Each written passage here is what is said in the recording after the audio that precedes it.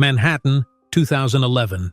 The early morning light filtered through the windows of Starlight, one of New York's most exclusive restaurants, where Olivia Martinez wiped down tables with practiced efficiency. At 23, she moved with the grace of someone who had mastered the art of being invisible when necessary and unforgettable when it counted. "Table 7 needs fresh napkins, Martinez," called her manager, not bothering to look up from his clipboard. "On it," Olivia replied, tucking a strand of dark hair behind her ear. As she arranged fresh napkins with precision, Olivia caught her reflection in the polished silverware. Dark circles shadowed her eyes, evidence of late nights studying administration at her community college after double shifts. But beneath the exhaustion burned something unquenchable: ambition. She allowed herself a moment to observe the restaurant's wealthy patrons.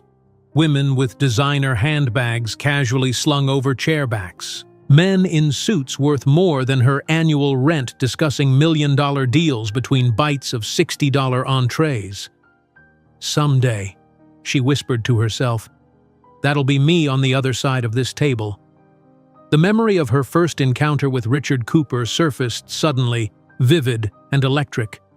3 seasons ago, on a crisp autumn evening, he had claimed the corner table by the window. Tall, with dark hair and striking blue cobalt eyes, he'd ordered the chef's special and a bottle of Bordeaux that cost more than Olivia's textbooks for the semester. "Excuse me," he'd said, catching her wrist as she cleared his plate. This was exceptional service. His smile had been disarming as he slipped her his business card along with a $100 tip. "Richard Cooper, perhaps you'd like to discuss your exceptional service over dinner sometime? When you're not working, of course." She'd been cautious at first. Beautiful women in New York received such propositions daily. But a quick internet search revealed Richard Cooper as the heir to Cooper Development Group, one of the largest real estate development companies on the East Coast. Harvard MBA, Fortune 500 connections, a golden prince of Manhattan. Against her better judgment, she had called him. Their first date led to a second, then a third. Soon, Olivia found herself swept into a world she'd only glimpsed through the restaurant's windows. Dinners at establishments where the maitre d' greeted Richard by name. Weekends in the Hamptons, where she walked barefoot on private beaches. Broadway shows from box seats where champagne was served during intermission. "You're different," Richard had told her one night, tracing her cheekbone with his fingertip as they lay tangled in the Egyptian cotton sheets of his penthouse. "Not like the women I usually meet. You're genuine, hungry for life." For 8 months, Olivia had lived in a fairy tale, Richard introducing her to fine wines and modern art.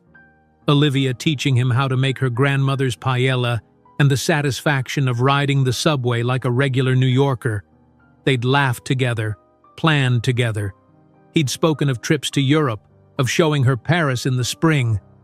"I could see a future with you," he'd whispered against her neck one night, and Olivia had believed him. The restaurant's door chimed, yanking Olivia back to the present. She straightened her uniform and prepared to greet the new guests, pushing memories aside. Tonight was important.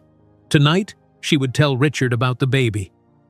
Olivia's hands trembled as she lit the last candle in her tiny Lower East Side apartment.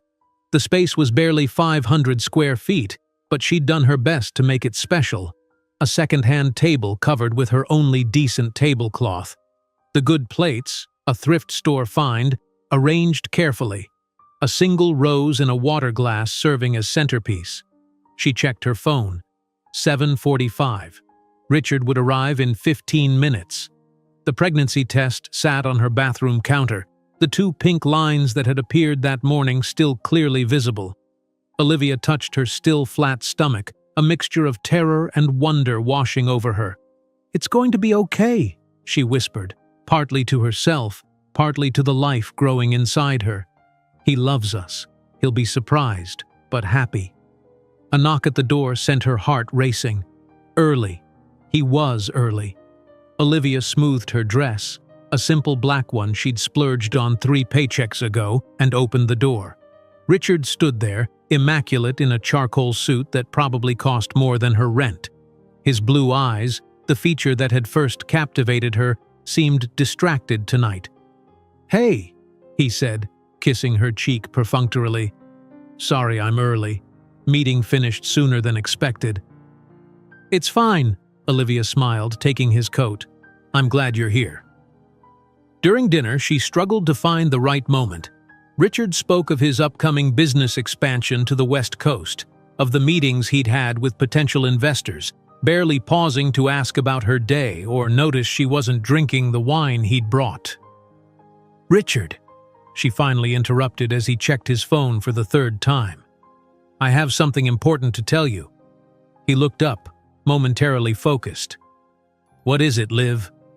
Her heart hammered in her chest as she reached into her pocket and withdrew the pregnancy test, her hands trembling. She placed it on the table between them. "I'm pregnant," she said, her voice barely above a whisper. Time seemed to stop. Richard stared at the plastic stick, his expression morphing from confusion to shock to something darker that made Olivia's stomach clench. "You're joking," he said finally, his voice flat. "No, I took 3 tests, all positive. I'm about 6 weeks along." Richard pushed back from the table abruptly, running his hands through his perfectly styled hair. "Are you kidding me? This would ruin everything." The coldness in his voice froze her. "Ruin? I have the West Coast expansion next month. My entire future is riding on this deal." His eyes, now icy, fixed on her. "A baby? With you? My family would never accept this." Each word struck like physical blows. "Your family? Richard, I thought—" "Let's be realistic, Liv." His voice took on a cruel edge she'd never heard before. "You're a waitress from Queens with no connections, no refinement. You would never be accepted in my circle. I was having fun, but I always knew this had an expiration date. You're simply not enough for someone in my position." The room seemed to tilt beneath her. "Having fun?" Olivia repeated, the words barely audible through the roaring in her ears. Richard's expression hardened as he reached for his Italian leather wallet. With clinical detachment, he extracted a thick fold of $100 bills and tossed them onto the center table, next to her grandmother's rose. "This should cover, to take care of the situation." He straightened his tie. "Don't contact me again." Olivia stared at the money, unable to comprehend what was happening.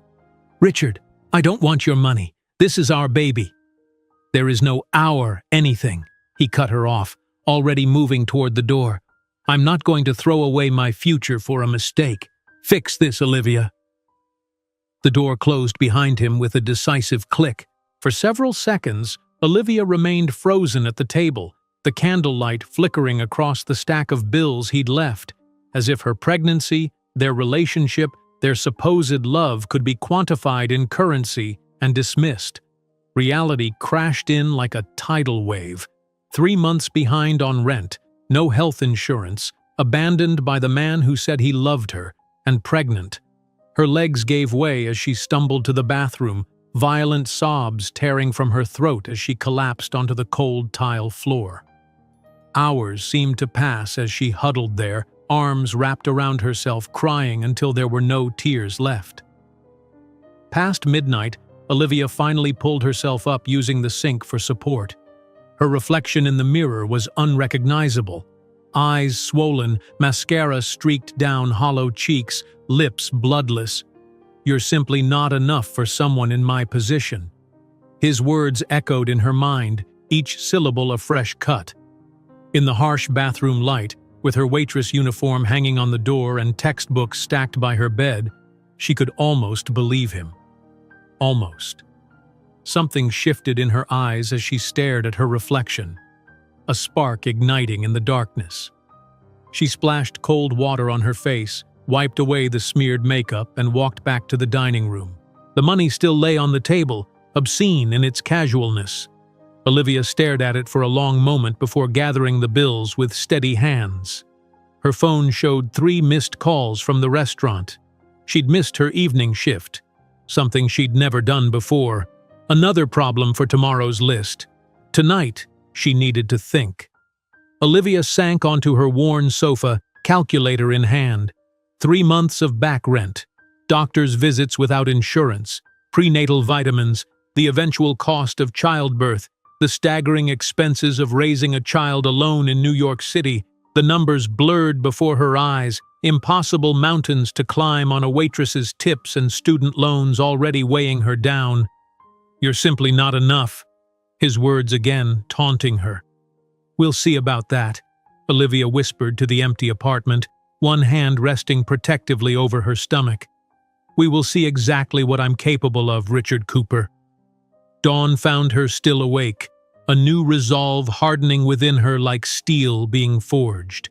She would not be discarded. She would not be erased. Whatever it took, she would find a way to survive, to thrive, without him.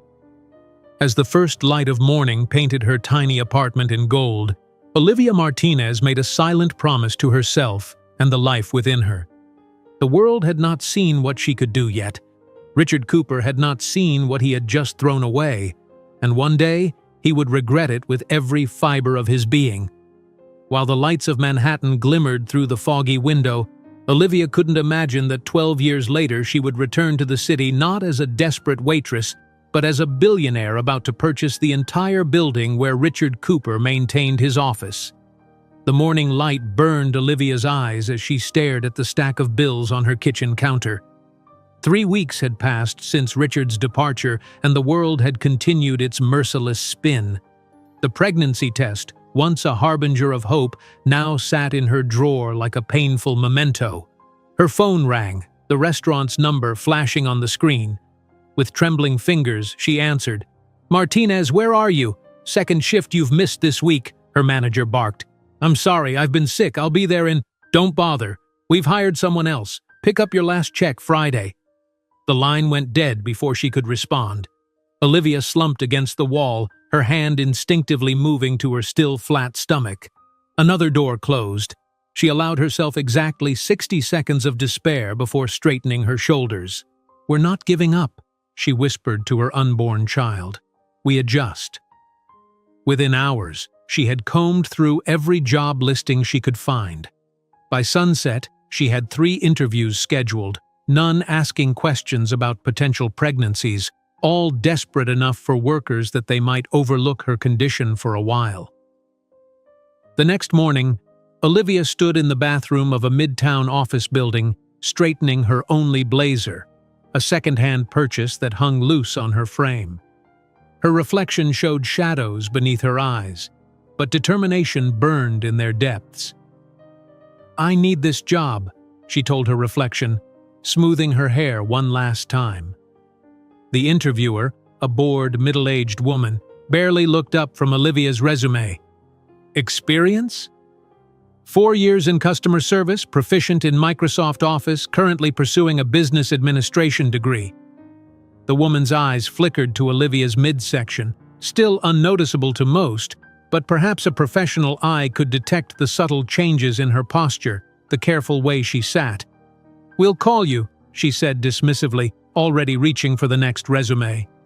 The same scene repeated twice more that day. By evening, trudging up the stairs to her apartment, Olivia felt the weight of rejection pressing down on her shoulders. 3 interviews, 3 polite dismissals. Her phone chimed with a text message from her landlord. "Rent overdue. Pay by Friday or eviction proceedings begin." Panic threatened to overwhelm her as she unlocked her door. The tiny apartment, once her haven, now felt like a trap slowly closing around her. 3 months behind on rent, no job, no health insurance, and a baby growing inside her. She allowed herself 5 minutes of tears before wiping her face with resolute hands. Opening her laptop, she began searching again, expanding her criteria, lowering her expectations. By dawn, she had 3 leads, none desirable, all necessary. The office cleaning service hired her on the spot. 6 to 9 a.m., 7 days a week, the supervisor explained, handing her a gray uniform. Bathrooms need special attention. The executives are particular. The sandwich shop offered afternoon shifts. 2 to 6, weekdays, said the owner, eyeing her suspiciously. "You're not gonna flake out on me, right? I need reliable." The freelance data entry position required no interview at all, just a typing test she passed with flying colors. "Work from home, get paid per completed document," the email confirmation read. "Deadlines are non-negotiable. 3 jobs. Barely enough hours in the day to fit them all. Nowhere near enough hours for sleep." On her first morning as an office cleaner, Olivia knelt before a toilet in the executive bathroom, scrubbing furiously as her stomach churned with morning sickness. Sweat beaded on her forehead as she fought the urge to vomit. "You're simply not enough," Richard's voice echoed in her mind. She scrubbed harder, her knuckles whitening around the brush. "Watch me," she whispered to the phantom voice. By afternoon, donning the sandwich shop's gaudy apron, Olivia forced smiles for customers while her feet throbbed. A businessman in an expensive suit reminiscent of Richard's ordered, then complained about the amount of mayonnaise, demanding she remake it. She complied without comment, though her back screamed in protest. Night found her hunched over her laptop, eyes burning as she transcribed endless documents until 3 in the morning. When she finally collapsed into bed, her alarm would ring again in 2 hours. Days bled into weeks. Olivia moved through life like a machine, cleaning, serving, typing, sleeping in precious snatched hours. Her bank account slowly climbed from dangerous red to cautious black. The eviction notice was postponed. Small victories. Her body protested the punishing schedule. Dark circles became permanent fixtures under her eyes. Her clothes hung looser everywhere except her gradually expanding midsection. But inside, something hardened, a core of steel forming around her heart. 12 weeks into her pregnancy, Olivia sat alone in a crowded waiting room at a public clinic, the only medical care she could afford. All around her, women with rounded bellies sat with partners who held their hands, mothers who fussed over them, friends who chatted excitedly about baby names. Olivia clutched her purse, fighting the loneliness that threatened to consume her. When her name was called, she followed the nurse down a sterile hallway, her footsteps echoing in the silence. The technician was kind, at least. "First baby?" she asked, spreading cold gel across Olivia's small bump. "Yes," Olivia replied, her voice barely audible. "Dad not in the picture?" Olivia swallowed hard. "No." The technician nodded without judgment, moving the ultrasound wand across Olivia's stomach. Her brow furrowed suddenly. That's interesting," she murmured, adjusting the wand. Fear clutched at Olivia's heart. "Is something wrong?" "Not wrong," the technician said slowly. "But I'm seeing... Let me just check. Yes, there are 3 separate heartbeats here." The room seemed to tilt. 3? "Congratulations," the technician said, turning the screen toward Olivia. "You're having triplets." 3 distinct shapes pulsed on the grainy screen. 3 heartbeats. 3 babies. "Triplets," Olivia repeated, the word foreign on her tongue. The doctor confirmed it minutes later, his expression grave as he explained the increased risks, the specialized care she would need, the likelihood of bed rest in the later stages. "Do you have a support system?" he asked carefully. "Family? The father?" Olivia shook her head, still numb with shock. He sighed, scribbling on a prescription pad. "I'm referring you to a social services program for high-risk pregnancies. They can help with resources." In the corridor outside, clutching the ultrasound images and referral slip, Olivia finally allowed reality to sink in. Not 1 baby, but 3. Not single motherhood, but triple. The impossibility of the situation crashed over her like a tidal wave. For a moment, despair threatened to pull her under. 3 babies. 3 of everything. 3 college funds. 3 sets of clothes. 3 times the responsibility. Alone on a hard plastic chair in the public clinic's corridor, Olivia cried. Not from despair this time, but with a strange, fierce determination. She placed her hand over her belly, now understanding why it had seemed to grow faster than expected. "You'll have everything you deserve," she whispered to the 3 tiny lives inside her, "and one day we'll show him the terrible mistake he made." That evening, instead of collapsing into bed after her data entry shift, Olivia researched everything she could about multiple births. The risks were significant, the expenses astronomical, the challenges beyond anything she had imagined. She would need help, not Richard's, never his, but something. The social services program the doctor had recommended was her first step. The following morning, stealing an hour between cleaning offices and serving sandwiches, Olivia sat in another waiting room completing endless forms. "Martinez?" A woman with kind eyes and gray-streaked hair called her name. Elena Diaz introduced herself as a social worker specializing in supporting vulnerable pregnant women. In her cramped office, decorated with children's artwork and motivational posters, Olivia found the first glimmer of hope in weeks. "Triplets, on your own, and working 3 jobs." Elena shook her head. "You're either remarkably brave or remarkably foolish." "Probably both," Olivia admitted. Elena smiled, then grew serious. "You can't maintain this schedule, especially with a multiple pregnancy. The risks." "I know the risks," Olivia interrupted, "but I also know the risk of not having a home or food." The social worker nodded, understanding. "There are programs that can help. Medicaid for prenatal care, food assistance, housing subsidies." She paused. "And something else you might be interested in." She handed Olivia a brochure. "Entrepreneurship Training for Vulnerable Women. Build Your Future." "It's a new initiative," Elena explained. "Teaching business skills, digital literacy, even basic coding. Designed for women in difficult circumstances who want to create sustainable livelihoods."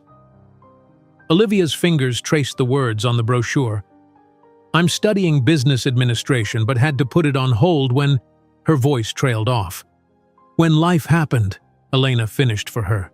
"This program works around your schedule, childcare provided after delivery, and they specifically encourage pregnant participants. They believe in investing early." For the first time in weeks, something like hope flickered in Olivia's chest. "When does it start?" While continuing her punishing work schedule, Olivia began attending evening classes at the entrepreneurship program.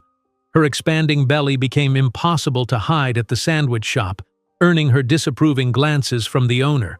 She knew her time there was limited. The office cleaning company kept her on, though they assigned her lighter duties after she fainted one morning. The data entry work sustained her basic expenses, though the late nights became increasingly difficult as her pregnancy progressed. But it was the entrepreneurship program that ignited something new in Olivia. As her body grew heavier with the 3 lives inside her, her mind expanded with knowledge about digital marketing, user experience design, and the fundamentals of application development. In her 6th month, struggling to find a comfortable position in the hard classroom chair, Olivia had an epiphany while listening to a lecture on identifying market gaps. "The best businesses solve real problems," the instructor said. "What problem do you intimately understand that others might overlook?" Olivia thought of her mornings cleaning offices, of the other women she worked alongside. Immigrants, single mothers, elderly women supplementing meager pensions. All of them paid minimum wage while the agency that employed them charged clients premium rates. All of them vulnerable to exploitation, schedule changes, wage theft. That night, despite exhaustion dragging at her limbs, Olivia sketched out a concept for a simple application that would directly connect domestic workers with potential employers, eliminating predatory agencies. Workers would set their own rates, create profiles highlighting their skills, and build review histories to establish credibility. Using the basic coding skills she was learning, Olivia began building a rudimentary prototype. Her laptop, secondhand and slow, often froze during the process. Her cramped apartment, with bills still piling up despite her multiple jobs, hardly seemed the birthplace of a tech solution. Yet each night, as the triplets kicked and rolled within her, Olivia worked on her project with single-minded focus. When her doctor advised bed rest in her 7th month due to concerns about premature labor, she transformed her bed into a workstation, laptop balanced on her enormous belly. The program's culmination was a small startup fair where participants could present their ideas to local business mentors and small-scale investors. Olivia, now in her 8th month and moving with the graceless determination of a woman carrying 3 babies, rehearsed her pitch endlessly. On the morning of the fair, dressed in the only professional outfit that still fit her, a stretched black dress and borrowed blazer, Olivia stood before the mirror. "You can do this," she told her reflection. "For them." The fair was held in a community center gymnasium. Each participant allocated a small table to display their concept. Olivia's setup was modest, her laptop showing the prototype, simple business cards printed at the library, and a handwritten sign, "Fair work, dignity through direct connection." Most investors passed her table with polite smiles. A heavily pregnant woman didn't project the image of a dedicated entrepreneur who could handle the demands of a startup. But Olivia persisted, explaining her concept to anyone who would listen. As the event neared its end, a woman in her 50s with sharp eyes and a sharper suit approached Olivia's table. She watched the prototype demonstration without comment, then asked pointed questions about scalability, revenue models, and user acquisition strategies. Olivia answered with the confidence of someone who had considered these questions during countless sleepless nights. Finally, the woman handed Olivia her card. "I fund female-led startups that solve real problems," she said. "This has potential. Email me after your delivery. We should talk." That night, as Olivia placed the business card carefully in her wallet, she felt the first strong contraction grip her body. Her hand flew to her enormous belly as reality settled in. The triplets were coming early. Between gasps of pain, she called Elena, who promised to meet her at the hospital. As the taxi raced through nighttime streets, Olivia clutched her laptop bag along with her hastily packed hospital essentials. Even in labor, she couldn't bear to be separated from the fragile beginning of her future. In the hospital room, between monitoring Triplets' heartbeats and her own contractions, Olivia made a solemn promise to her unborn children. "Richard Cooper may have abandoned us, but that will be the biggest mistake of his life. One day he'll look at us and realize everything he threw away, and I won't be waiting for apologies." That night in the public hospital, between beeping monitors and hurried nurses, Olivia couldn't imagine that in 12 years her children would grow up in mansions and attend the world's finest schools, while the name Martinez would become synonymous with global technological innovation. The harsh fluorescent lights of the hospital hallway cast a pale glow over Olivia's face as she sat alone in a plastic chair, staring at the ultrasound image in her trembling hands. 3 distinct shapes, 3 tiny hearts beating in unison. Her world had expanded and contracted simultaneously in the space of a single doctor's appointment. "Triplets," she whispered again, the reality of it still washing over her in waves. The enormity of what lay ahead threatened to crush her. 3 times the diapers, 3 times the formula, 3 times the responsibility. All on her shoulders alone. The bustling corridor continued its rhythm around her. Nurses hurrying past, other patients moving to and from appointments, a cleaner mopping the linoleum floor. No one noticed the young woman having her private moment of reckoning with destiny. Olivia pressed her palm against her belly, still small, but now making sense in its rapid growth. "We'll figure this out," she promised the 3 lives inside her. "Somehow." The bus ride home was a blur, her mind racing with calculations and contingencies. Her current jobs barely covered her expenses for one person. The meager savings she'd managed to accumulate would vanish within weeks once the babies arrived. And the physical reality of carrying triplets meant she wouldn't be able to maintain her punishing work schedule much longer. As the bus jolted through Manhattan traffic, Olivia unfolded the referral slip the doctor had given her. "Comprehensive Support Program for At-Risk Pregnancies," the heading read, followed by an address in a community center not far from her apartment. It took every ounce of her pride to walk through those doors the following morning. Olivia Martinez had never asked for help before. From the age of 16, when her grandmother fell ill, she had been the provider, the problem solver, the one who made things work against impossible odds. Asking for assistance felt like admitting defeat. The waiting room was crowded with women in various stages of pregnancy, some with toddlers clinging to their legs. Olivia took a seat, clutching her paperwork, studying the posters about prenatal nutrition and childcare resources that lined the walls. "Martinez?" A warm voice called her name after an interminable wait. Elena Diaz had the kind eyes of someone who had seen it all but hadn't let it harden her heart. Her office was small but welcoming, with plants on the windowsill and children's artwork pinned to a bulletin board. "Triplets," Elena said, reviewing Olivia's file. "That's quite the surprise." "One I can't afford," Olivia admitted, the words tasting bitter. "And the father is—" Elena left the question hanging. "Not in the picture." Olivia's tone made it clear the subject was closed. Elena nodded, respect in her eyes rather than pity. "Tell me about your situation. Work, housing, support system?" Olivia outlined her precarious existence, the 3 jobs, the overdue rent, the abandoned business administration studies, the complete absence of family support. With each detail, she expected judgment, but Elena's expression remained neutral, professional. "You're working too hard for someone carrying triplets," Elena said finally. "Your doctor will put you on bed rest soon. And then what?" The question hung in the air, the one Olivia had been avoiding. "Then what?" "I'll figure something out," she said, her default response to impossible situations. Elena leaned forward. "You don't have to figure it out alone. That's why we're here." She began outlining resources: Medicaid for prenatal care, nutrition assistance programs, housing subsidies for expectant mothers in crisis. As Elena spoke, Olivia felt the weight on her shoulders shifting, not disappearing but becoming marginally more manageable. When Elena mentioned a special program for women in her situation, Olivia's attention sharpened.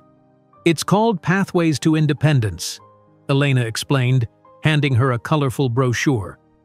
"A new initiative for vulnerable women, teaching entrepreneurship skills, digital literacy, even basic coding. The idea is to create sustainable livelihoods that can accommodate the demands of single parenthood." Olivia examined the brochure, something stirring in her chest. Before Richard, before the pregnancy, she had dreamed of launching her own business someday. Her community college courses in administration had been the first step toward that distant goal. "They specifically welcome pregnant participants," Elena continued. "There's childcare provided after delivery, and the schedule is flexible. They believe in investing early." For the first time in weeks, a flicker of hope kindled in Olivia's chest. "When does it start?" 2 days later, Olivia entered a converted warehouse space in a gentrifying corner of Brooklyn. The room was filled with women of diverse ages and backgrounds, all united by a common thread of determination in the face of challenging circumstances. The program director, a former corporate executive who had redirected her career towards social impact, welcomed the group. "Every woman here has a story," she said. "Every woman here has faced obstacles. What matters now is what you build with the tools we'll provide." The curriculum was intensive: business fundamentals, digital marketing, user experience design, and introduction to coding. Despite her exhaustion from maintaining her jobs and managing her increasingly difficult pregnancy, Olivia absorbed everything like parched earth soaking up rain. In the evenings, she practiced what she'd learned, using her ancient laptop to experiment with simple coding exercises while balancing a plate of instant noodles on her growing belly. The babies seemed to respond to her concentration, kicking energetically when she solved a particularly challenging problem. By her 6th month of pregnancy, Olivia's body was protesting the punishing schedule. The office cleaning company had reassigned her to lighter duties after she nearly fainted one morning. The sandwich shop owner watched her expanding waistline with increasing displeasure, making it clear her employment was hanging by a thread. It was during a class on identifying market gaps that inspiration struck. The instructor, a successful startup founder, paced before the whiteboard. "The most successful businesses solve real problems," she explained. "Not problems you think exist, but ones you've experienced personally. What challenge do you understand intimately that others might overlook?" Olivia thought of her mornings cleaning offices, of the women who worked alongside her, immigrants without documentation, single mothers juggling multiple jobs, elderly women supplementing meager pensions. All of them paid minimum wage by agencies that charged clients premium rates. All of them vulnerable to exploitation, schedule changes, wage theft. That night, despite exhaustion dragging at her limbs, Olivia sketched a concept for a simple application that would directly connect domestic workers with potential employers, eliminating predatory middlemen. Workers would set their own rates, create profiles highlighting their skills, and build review histories. Employers would gain reliable help while knowing their money went directly to the worker. Using the basic coding skills she was learning, Olivia began building a rudimentary prototype. Her laptop, second-hand and painfully slow, often crashed during the process. Her tiny apartment, with unpaid bills still accumulating in a drawer, hardly seemed the birthplace of a technological solution. Yet each evening, as the triplets tumbled within her, Olivia worked with singular focus. When morning sickness gave way to heartburn, she coded through the discomfort. When her ankles swelled from standing all day at the sandwich shop, she elevated her feet on a stack of books and continued working. In her 7th month, her doctor ordered partial bed rest due to signs of premature labor. "Your body is under tremendous stress carrying 3 babies," he explained. "You need to slow down." For most women, this would have been a devastating blow to their income. For Olivia, it became an unexpected opportunity. Confined to her apartment, she transformed her bed into a workstation and devoted herself fully to developing her application. Elena visited regularly, bringing groceries and checking on her progress. During one such visit, she noticed Olivia's project on the laptop screen. "What's this?" she asked, examining the simple but functional interface. Olivia explained her concept, animation lighting her tired face. "It's called Fair Work. It connects domestic workers directly with employers, cutting out exploitative agencies." Elena studied the prototype, impressed. "The entrepreneurship program is hosting a small startup fair next month. You should present this." Despite her doctor's concerns, Olivia was determined to attend. By her 8th month, moving had become a challenge. Her body, supporting 3 growing babies, protested every step. But on the morning of the fair, she donned the only professional outfit that still fit, a stretched black dress and a borrowed blazer, and made her way to the community center. The fair was modest. 20 participants with tables set up in a gymnasium, a handful of local business mentors and small-scale investors circulating among them. Olivia's display was the simplest. Her laptop showing the prototype, business cards printed at the library, and a hand-lettered sign, "Fair Work, Dignity through Direct Connection." Most investors passed her table with polite smiles that didn't reach their eyes. A heavily pregnant woman didn't project the image of a committed entrepreneur who could handle the demands of a startup. But Olivia persisted, explaining her concept to anyone who would listen. As the event neared its end, a woman in her 50s with calculating eyes and an impeccable suit approached. She watched the prototype demonstration without comment, then asked incisive questions about scalability, revenue models, and user acquisition strategies. Olivia answered with the confidence of someone who had rehearsed these responses during countless sleepless nights. Finally, the woman, Victoria Zhang, according to her business card, nodded. "This has potential," she said. "I fund female-led startups that solve real problems. Email me after your delivery. We should talk." That evening, as Olivia carefully placed the business card in her wallet, she felt the first strong contraction grip her body. Her hand flew to her enormous belly as reality settled in. The triplets were coming early. Between gasps of pain, she called Elena, who promised to meet her at the hospital. As the taxi navigated through evening traffic, Olivia clutched her laptop bag alongside her hastily packed hospital essentials. Even in labor, she couldn't bear to be separated from the embryonic beginning of her future. The hospital admission was a blur of forms, monitors, and medical terminology. Preeclampsia, the doctor said. Dangerous blood pressure levels. The triplets would need to be delivered immediately. Elena arrived just as they were wheeling Olivia toward the delivery room, gripping her hand and promising to stay nearby. "You're not alone in this," she assured her. Hours later, exhausted beyond comprehension, Olivia lay in a recovery bed while her 3 tiny sons fought for life in the NICU. Mason, Lucas, and Ethan, names she had chosen months ago, each weighed less than 4 pounds, their translucent skin showing delicate blue veins, their miniature fists no bigger than her thumb. In the quiet of her hospital room, with monitors beeping and nurses moving efficiently around her, Olivia made a solemn promise to her sons. "Richard Cooper may have abandoned us, but that will be the biggest mistake of his life.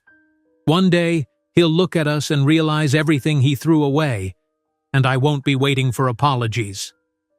That night in the public hospital, between beeping monitors and hurried nurses, Olivia couldn't imagine that in 12 years her children would grow up in mansions and attend the world's finest schools, while the name Martinez would become synonymous with global technological innovation. The rhythmic beeping of monitors echoed through the NICU as Olivia gazed at her 3 tiny sons, each in their separate incubators. Mason, Lucas, and Ethan, so fragile, their translucent skin revealing blue veins beneath, their tiny chests rising and falling with each precious breath. Born at 30 weeks, each weighing less than 4 pounds, they were fighters from their first moments in the world. "They're stable," the neonatal specialist explained, her voice gentle, "but they'll need to stay here for a while, probably until close to their original due date." Olivia nodded, pressing her palm against the incubator's clear wall as close as she could get to touching Mason, the firstborn. "I understand." 6 weeks. 6 weeks of her babies growing in glass boxes instead of her arms. 6 weeks of hospital corridors instead of a nursery.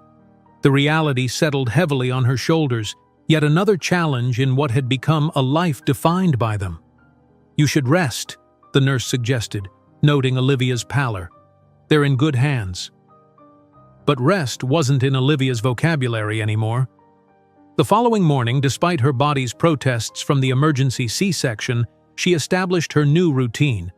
Mornings at the NICU, learning to feed her sons through tubes, to change diapers barely larger than her palm, to read their monitors and alert nurses to the slightest change. Afternoons in her hospital bed, laptop balanced precariously, working on her Fair Work app while making calls to sort out her apartment situation.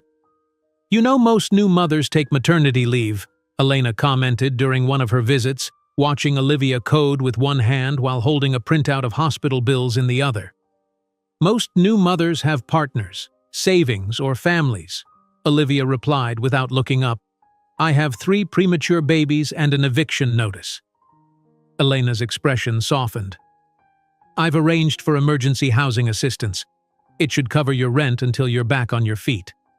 Olivia's fingers paused over the keyboard, unexpected emotion tightening her throat. "Thank you," she managed, the words inadequate for the lifeline Elena had thrown her. 2 weeks into her new motherhood, Victoria Zhang, the investor from the startup fair, visited the NICU. She stood beside Olivia, observing the triplets with clinical interest. "They're fighters," Victoria noted, watching Ethan grasp the finger Olivia had inserted through the incubator's port. "Like their mother." "How did you find me?" Olivia asked, surprised by the unexpected visit. "I make it my business to know promising investments," Victoria replied, "even when they're temporarily in hospitals rather than boardrooms." She glanced at Olivia's laptop, open to the Fair Work code. "You're still working on it." It wasn't a question, but Olivia nodded anyway. "I don't have the luxury of waiting." Something like respect flickered in Victoria's eyes. Most people would be overwhelmed by just the triplets. I'm not most people." Victoria smiled slightly, clearly. She handed Olivia a business card. "My offer stands. When you're ready to discuss funding, call me." The day the triplets came home, 8 weeks after their birth, each having finally reached 5 pounds, was both triumphant and terrifying. Olivia's tiny apartment, once merely cramped, now seemed impossibly small with the addition of 3 infants. She had transformed her living room into a nursery, 3 second-hand cribs arranged against the wall, a changing table repurposed from an old desk, and her own bed pushed into a corner to make space. That first night alone with them was a lesson in orchestrated chaos. Mason cried, triggering Lucas, who woke Ethan. Feeding one meant listening to the others wail. Changing diapers became an assembly line operation. Sleep came in 20-minute increments, snatched between feedings and crying jags. By morning, Olivia sat cross-legged on the floor between the cribs, all 3 babies finally sleeping, tears of exhaustion streaming down her face. The magnitude of what lay ahead threatened to crush her. Years of this relentless cycle, alone, while somehow building a business, supporting her family, becoming something more than what Richard had dismissed. "You're simply not enough," his voice echoed in her memory. She wiped her tears with determined hands. "Watch me," she whispered to his ghost. Days blurred into weeks. Olivia established a system born of necessity. Laptop always open on the kitchen counter, coding while formula warmed, answering emails one-handed while burping a baby, conducting video calls with Victoria's team while all 3 boys napped in a rare moment of synchronicity. The first version of Fair Work launched when the triplets were 4 months old. It was basic but functional, a simple platform connecting domestic workers directly with employers. Olivia announced it through community centers and immigrant advocacy groups, knowing her initial users would come from the same vulnerable populations she had worked alongside. "You need to do a proper launch," her developer insisted during a video call. Parvati Mehta, a talented programmer based in Mumbai, had agreed to work for equity rather than salary, a blessing Olivia couldn't have afforded otherwise. "I need to feed 3 babies," Olivia countered, trying to keep Mason from pulling the laptop cord while balancing Ethan on her knee and watching Lucas attempt to roll over on a blanket nearby. "Marketing budgets aren't in the equation right now." Parvati's expression softened at the sight of the babies. "At least let me help optimize the code. You're trying to do too much yourself." The first positive review came 3 weeks after launch. "Finally receiving what my work is worth," wrote a Jamaican house cleaner who had been exploited by agencies for years. "Thank you, Fair Work." Olivia read the review with tears in her eyes. Mason sleeping against her chest, Lucas and Ethan finally down for their afternoon nap. 1 user, 1 life potentially changed. It wasn't enough, but it was a start. By the time the triplets turned 1, Fair Work had gained 5,000 users across New York City. The boys were developing distinct personalities despite their identical appearances. Mason took his first steps early, always charging ahead with fearless determination. Lucas was more cautious but intensely curious, examining everything with focused attention. Ethan, the quietest, observed the world with analytical patience before attempting new skills. All 3 had inherited one unmistakable feature from their absent father: striking blue cobalt eyes, so vibrant they drew comments from strangers. Each time someone mentioned them, Olivia felt a twist in her chest, a reminder of Richard embedded in the faces she loved most in the world. The tipping point came shortly after the boy's 2nd birthday. Victoria Zhang visited the apartment, stepping carefully around scattered toys and watching with undisguised fascination as the triplets toddled around her designer heels. "Your user base has tripled in 6 months," Victoria noted, accepting the chipped mug of coffee Olivia offered. "And the retention rates are impressive." "People stay because it works," Olivia replied, gently redirecting Lucas from pulling Victoria's portfolio from her hands. "We're solving a real problem." Victoria nodded, seemingly unperturbed when Ethan offered her a half-eaten cracker. "You've validated the concept. Now it's time to scale." "Scaling requires capital," Olivia pointed out. "That's why I'm here." Victoria opened her portfolio, revealing documents Olivia had reviewed countless times in her dreams. "I'm prepared to offer $750,000 for a 20% stake in Fairwork." Olivia's heart raced. The number was simultaneously enormous and insufficient for her vision. "I need to maintain controlling interest." Victoria raised an eyebrow. Bold stance for someone running a business from a kitchen counter in a one-bedroom apartment. "The location doesn't reflect the potential." Olivia gestured to her laptop where user growth charts showed a steady upward trajectory.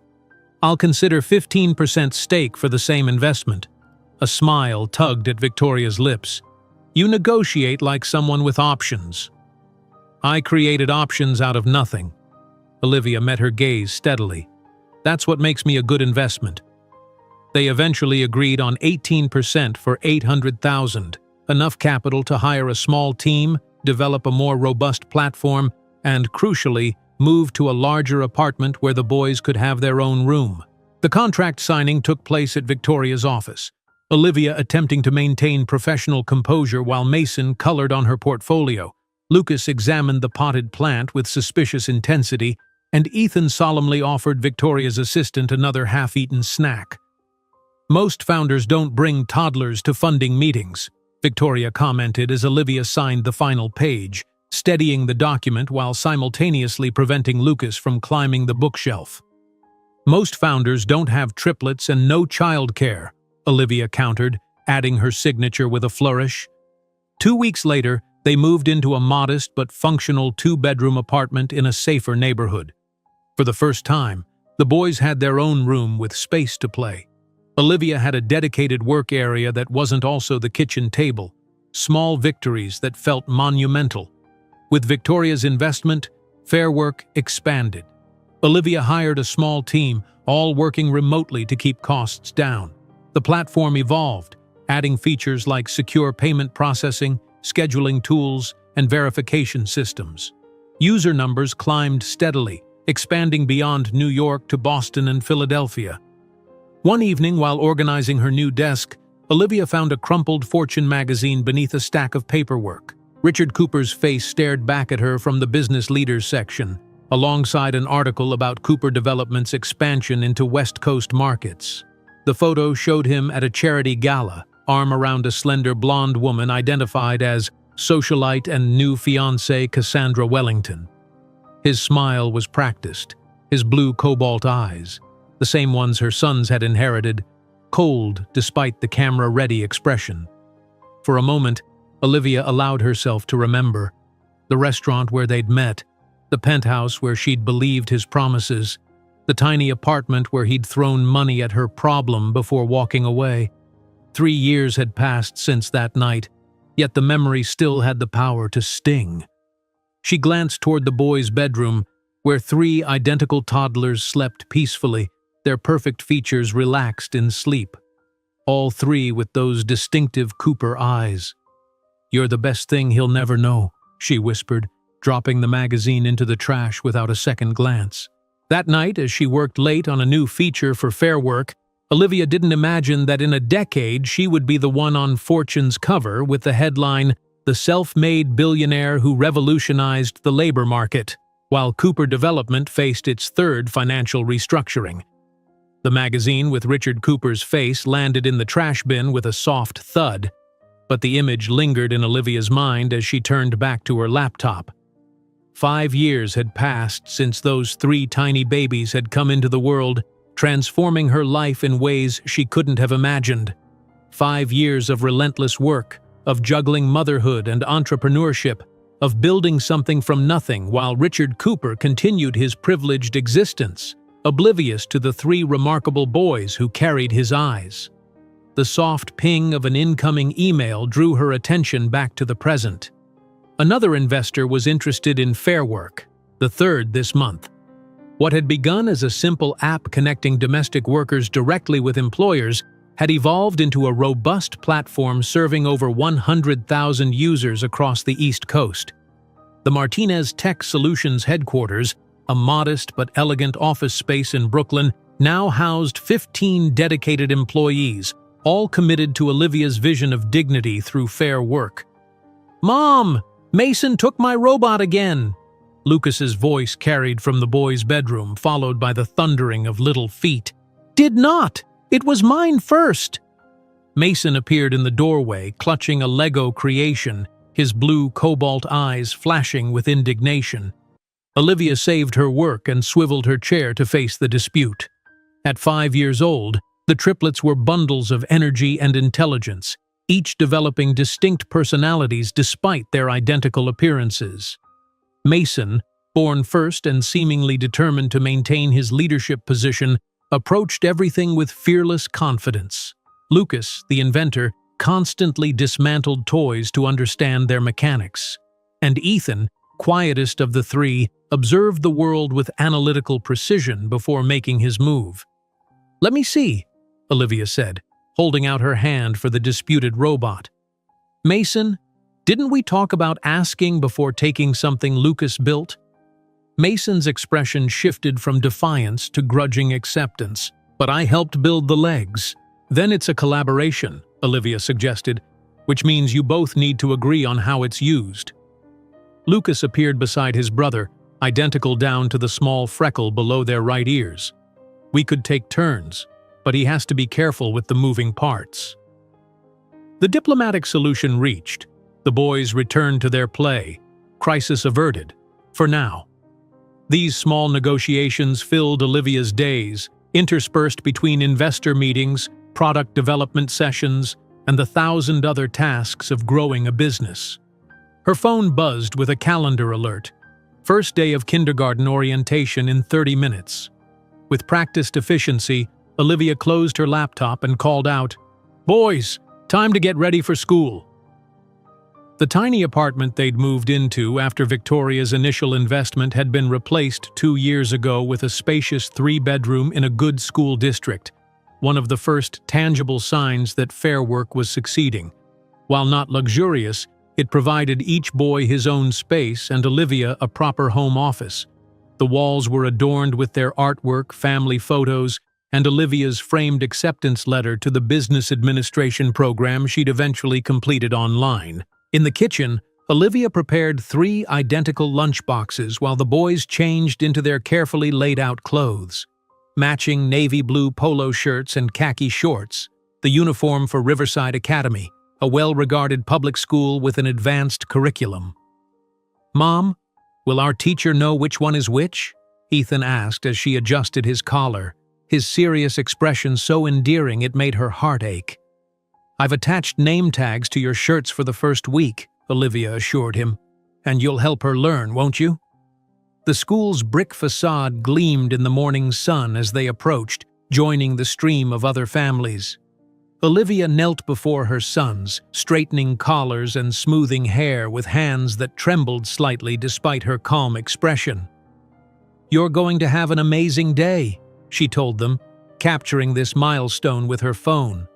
3 identical boys with matching backpacks, their cobalt eyes bright with excitement and apprehension.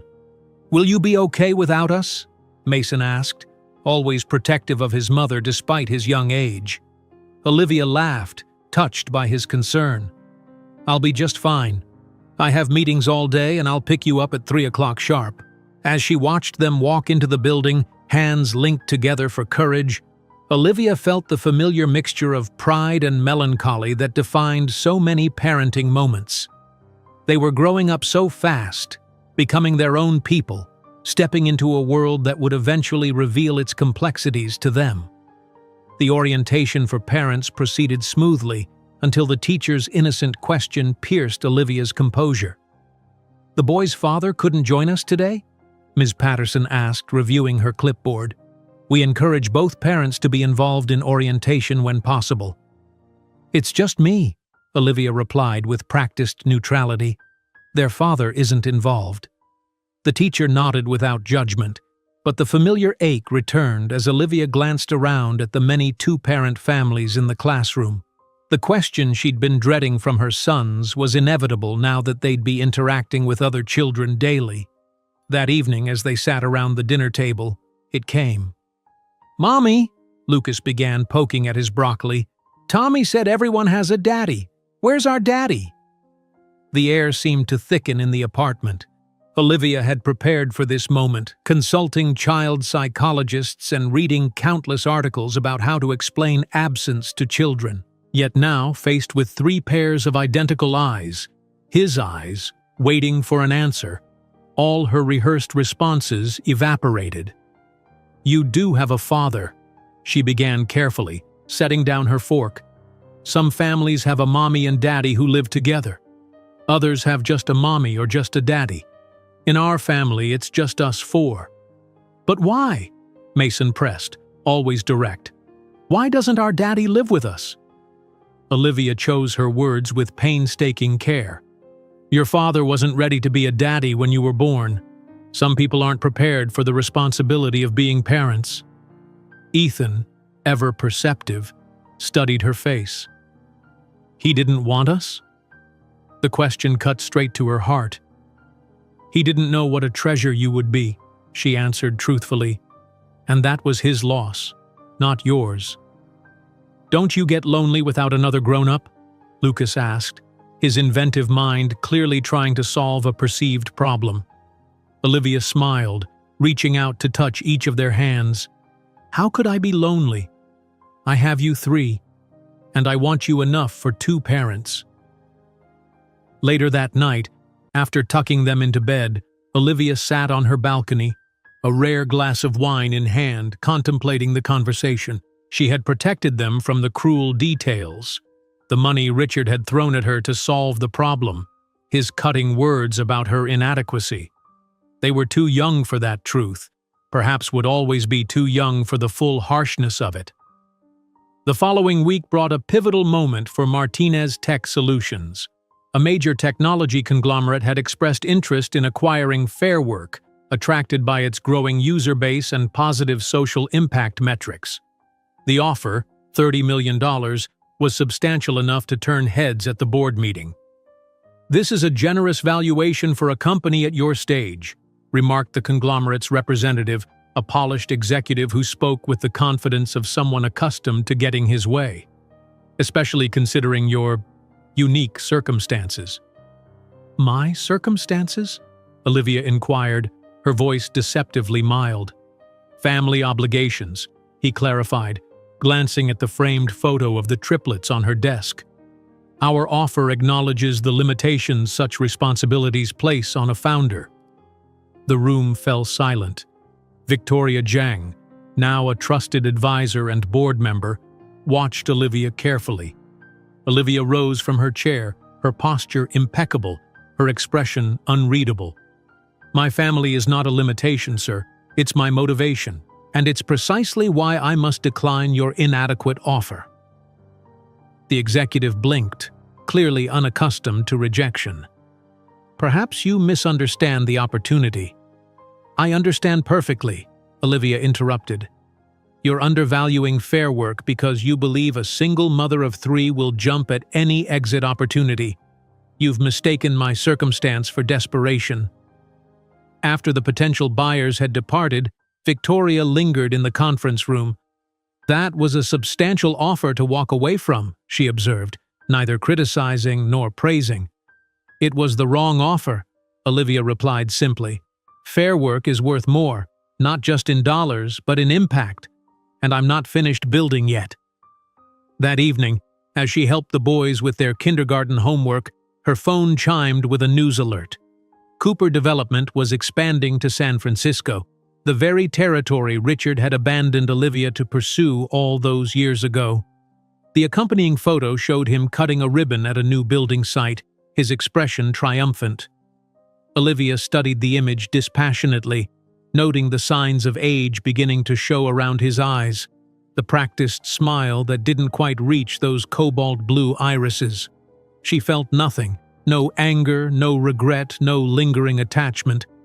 Just the quiet satisfaction of knowing she was building something meaningful while raising 3 extraordinary boys who would never inherit his emotional callousness. 6 months later, Olivia stood in the center of a much larger office space, overseeing the installation of the Martinez Tech logo on the wall. The company had expanded, securing a substantial round of funding that allowed them to develop new products beyond the original Fair Work platform. Their user base had crossed the 500,000 mark, and industry publications were beginning to take notice of the bootstrapped startup with heart.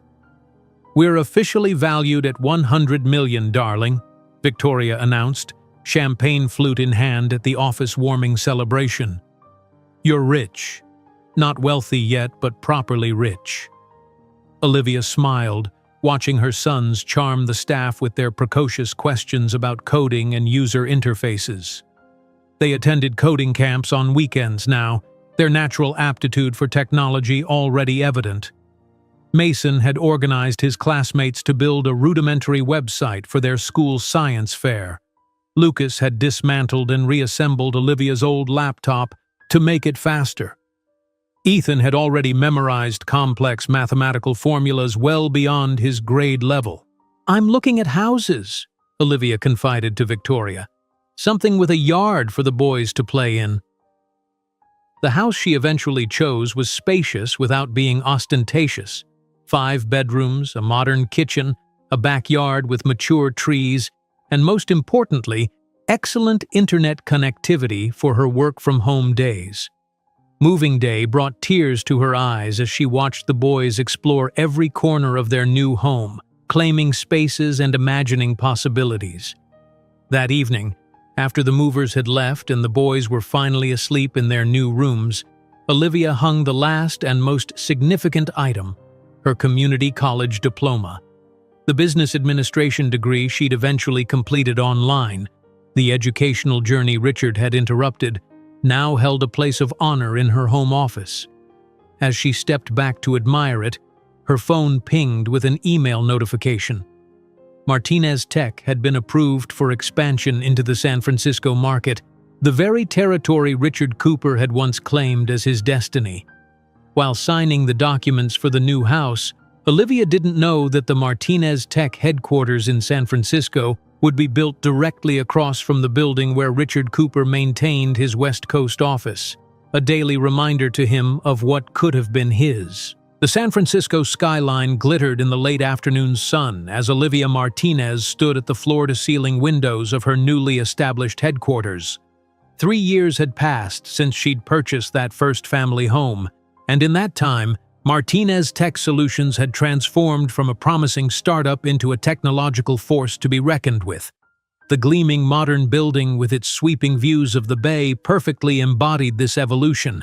Glass and steel, elegant yet unpretentious, with the name Martinez displayed in sleek lettering across the facade. Behind her, the executive boardroom hummed with anticipation as her leadership team arranged materials for the quarterly meeting.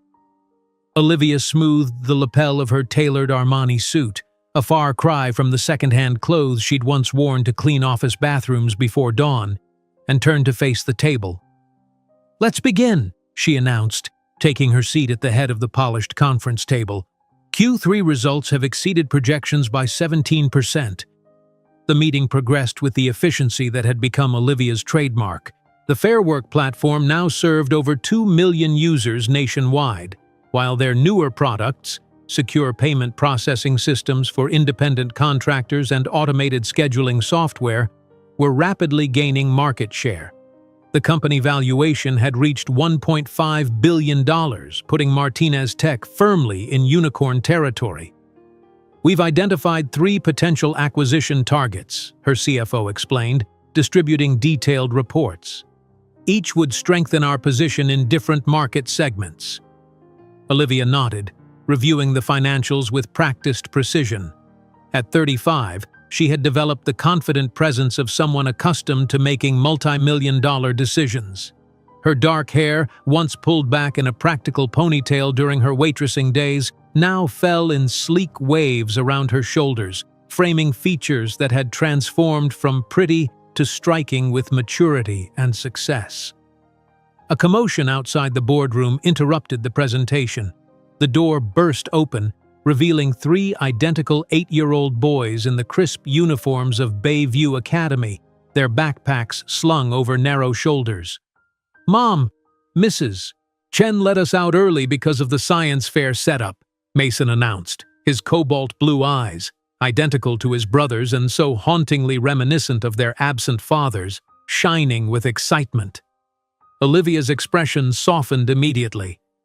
"Gentlemen, we've discussed boardroom protocol," she said, her tone gently reproving but warm. "Sorry," they chorused, not looking particularly contrite. Her team members smiled, accustomed to these occasional interruptions. The triplets were familiar fixtures at Martinez Tech, spending afternoons in the designated children's area when school ended before Olivia's workday. "We'll finish this at 4, Olivia told her team, closing her portfolio. "Take 30 minutes to review the acquisition targets in detail." As the executives filed out, offering fist bumps to the boys, Olivia approached her sons. "How was school today?" "I organized our team for the robotics project," Mason said, straightening to his full height with unconscious authority. Even at 8, he demonstrated the natural leadership qualities that had his teachers predicting a future CEO. Lucas rummaged through his backpack, producing a tablet. "Look what I made in coding class," he said, displaying a simple game application. "The teacher said I should enter it in the tech showcase."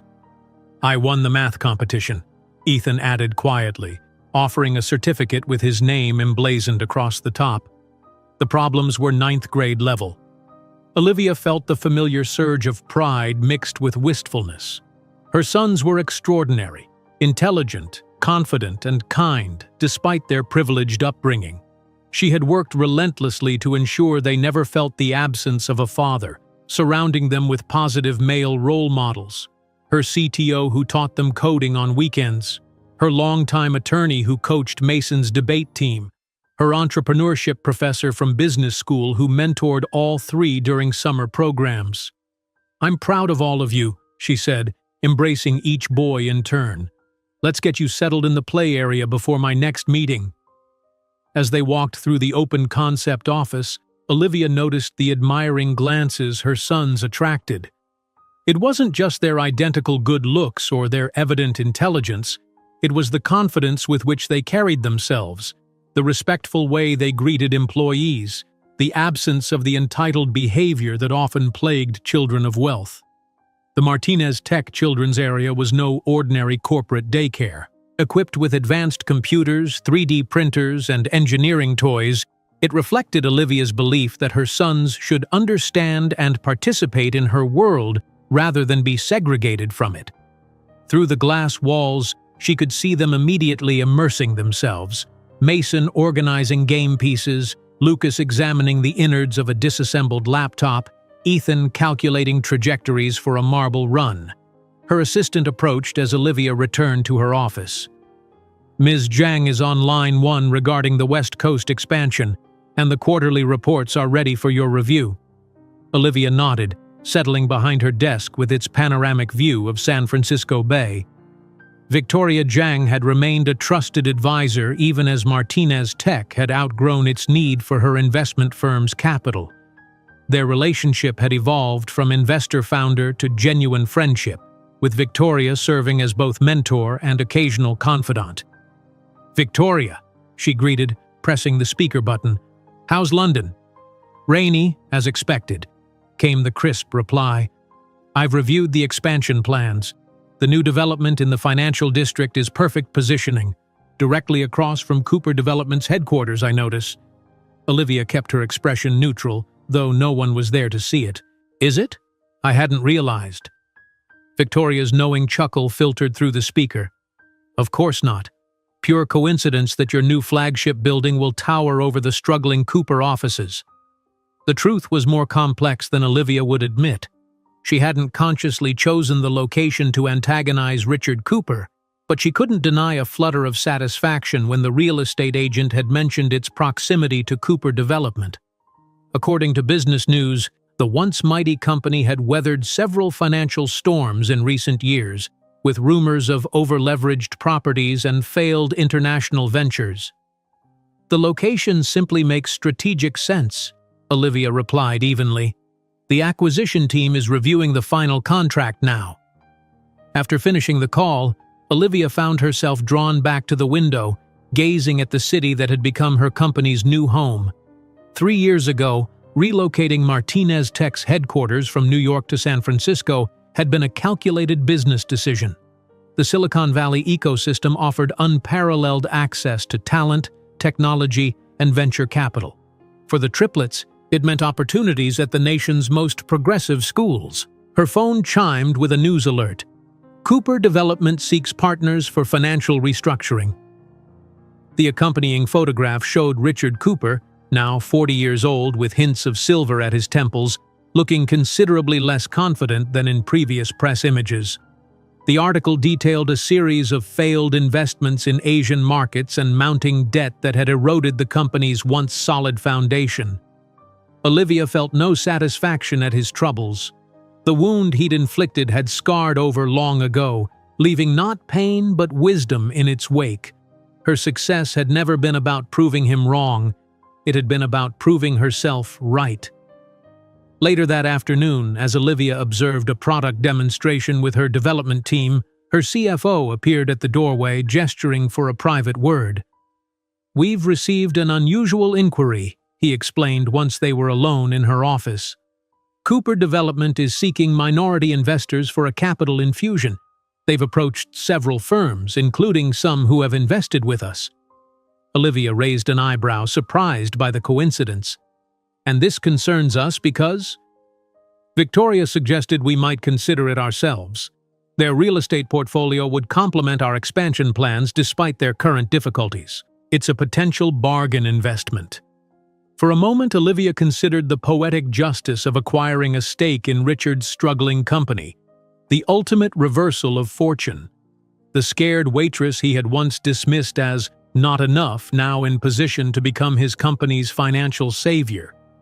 She shook her head, dismissing the thought. "Decline the opportunity.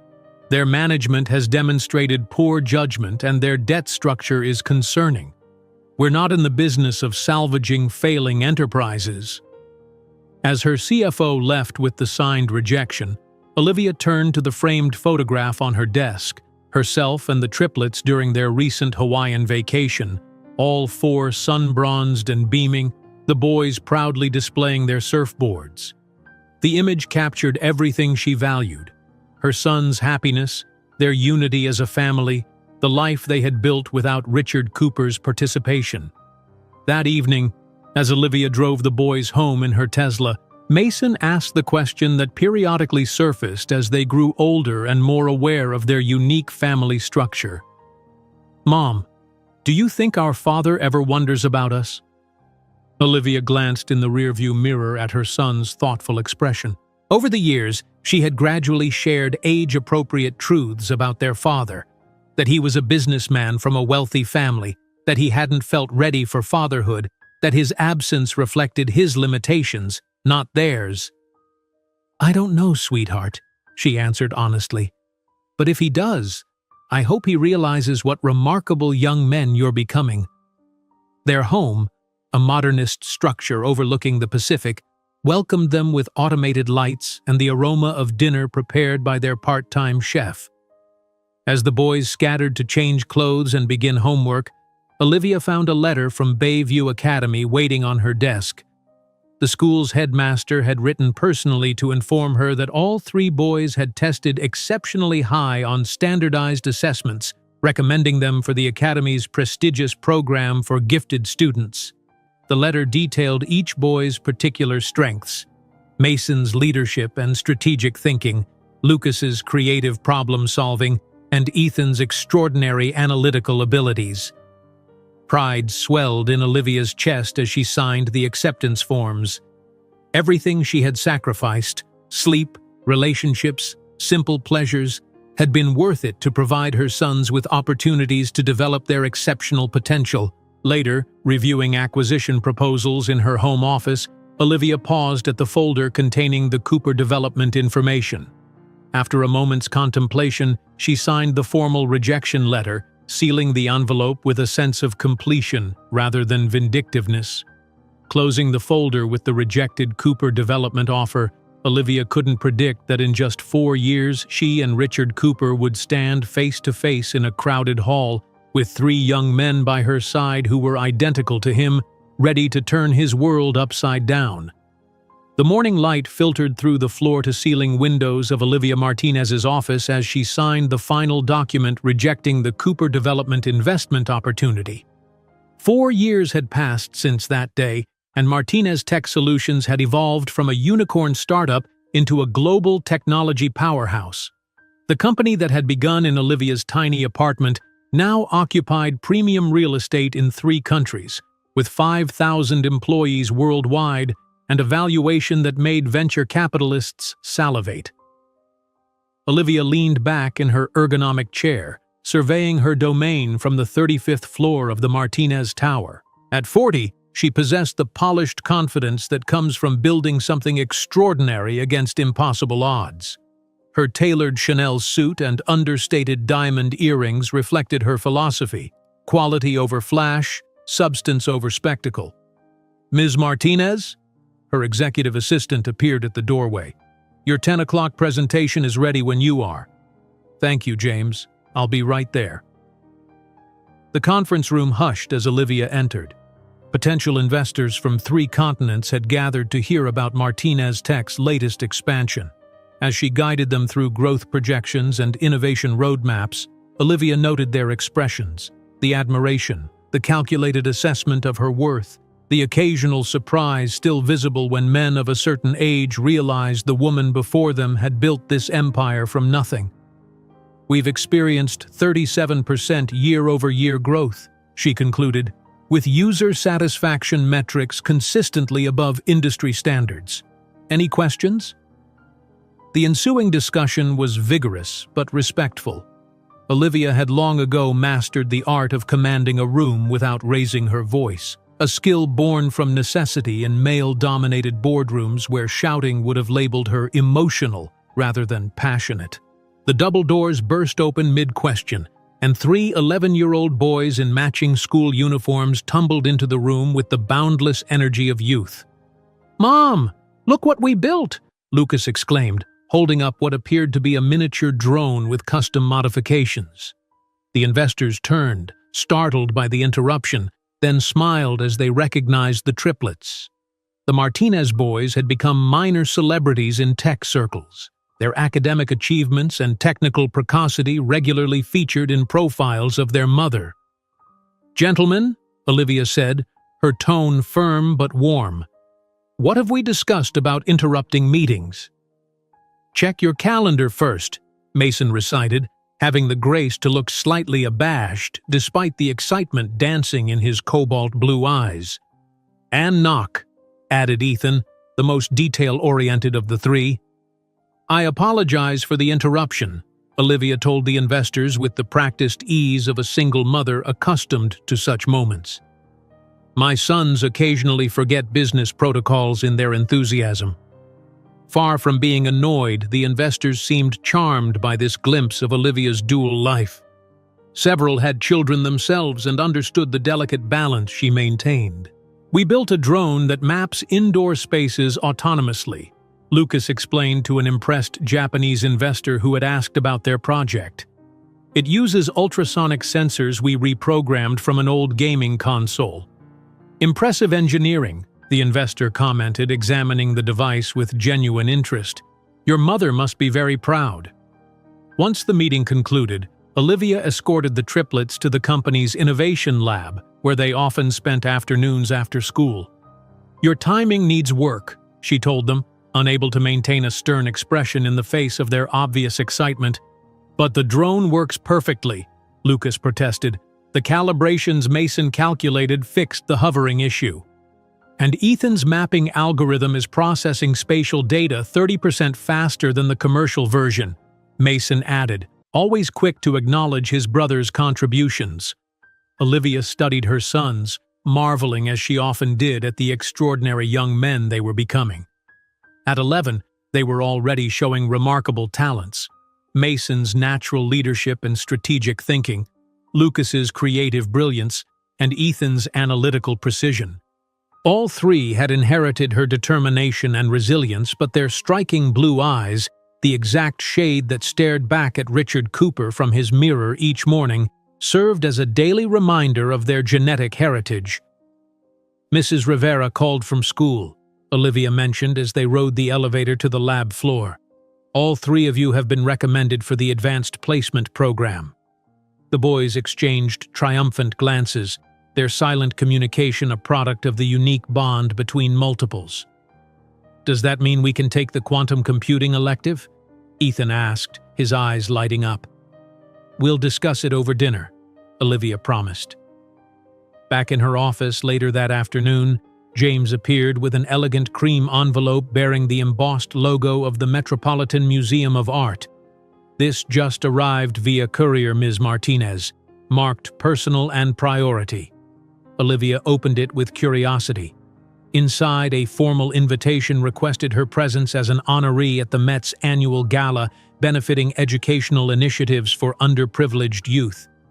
The Martinez Foundation, Olivia's philanthropic organization focused on supporting single mothers in technology, had been selected for special recognition.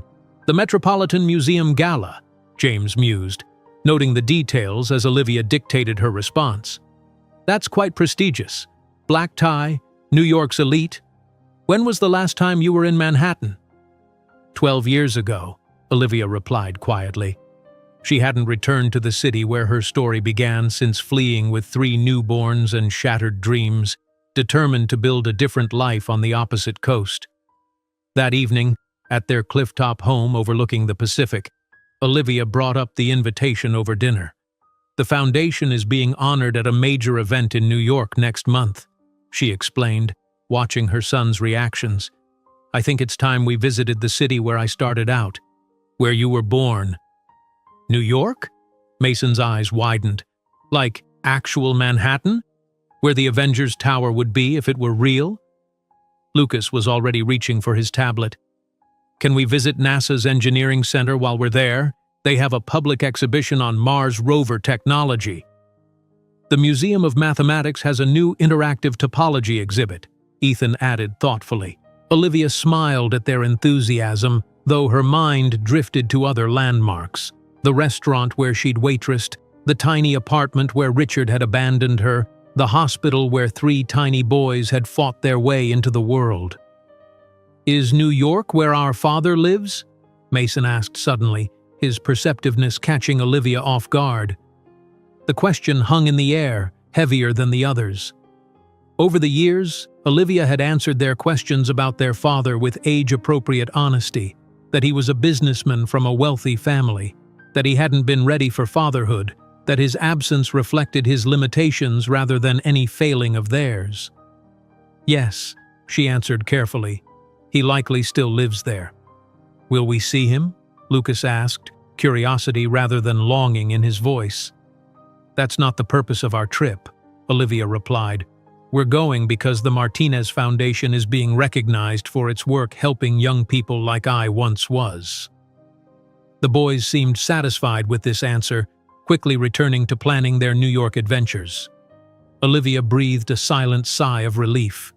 At 11, they were still innocent enough to accept the simplified version of their origin story. Someday, they would ask harder questions about the man who had rejected them before they were born. But not yet. Later that night, as Olivia reviewed the gala details, her phone chimed with a news alert. The Cooper Development Group was listed as one of the event's corporate sponsors. A quick search revealed that Richard Cooper served on the organizing committee, a transparent attempt to rehabilitate his company's struggling image through philanthropy. Olivia closed her laptop, oddly calm at this discovery. The universe had a peculiar sense of humor, orchestrating this potential reunion after 12 years of separation. The frightened, heartbroken waitress who had fled New York would return as one of the most powerful women in technology, accompanied by 3 remarkable boys who might have been Richard's legacy had he made different choices. The following weeks were a flurry of preparation. stylist appointments for custom formal wear, an exquisite Valentino gown for Olivia, perfectly tailored tuxedos for the boys. Travel arrangements, the Martinez private jet, reservations at the Peninsula Hotel, a carefully curated itinerary balancing business obligations with educational opportunities for the triplets. The media interest in your attendance is significant, James reported, managing the growing list of interview requests. Forbes wants an exclusive on the foundation's next initiatives. Time is doing a feature on women changing technology. The New York Times wants to profile you as a returning native daughter made good. Except Forbes and the Times, Olivia decided. The timepiece can wait until after the gala. On the morning of their departure, Olivia stood in her closet, selecting the final items for her suitcase. Her fingers brushed against a small wooden box hidden at the back of a drawer. Inside, the crumpled bills Richard had tossed on her table 12 years ago, never spent, preserved as a reminder of how far she had come. For a moment, she considered taking it, a tangible symbol of her journey from that desperate night to now. Instead, she closed the drawer. She no longer needed physical reminders of Richard Cooper's cruelty to fuel her determination. That chapter was written, bound, and shelved. The Martinez jet departed San Francisco International Airport under clear blue skies. While the boys chattered excitedly about the landmarks they would visit, Olivia reviewed her foundation presentation, focusing on the numbers that mattered most to her. 300 single mothers supported through technology education, 70% employment rate for program graduates, 22 new women-led startups launched with seed funding. "Mom, is it weird going back?" Ethan asked quietly, settling beside her with one of his advanced mathematics textbooks. Olivia considered the question with the honesty her sons deserved.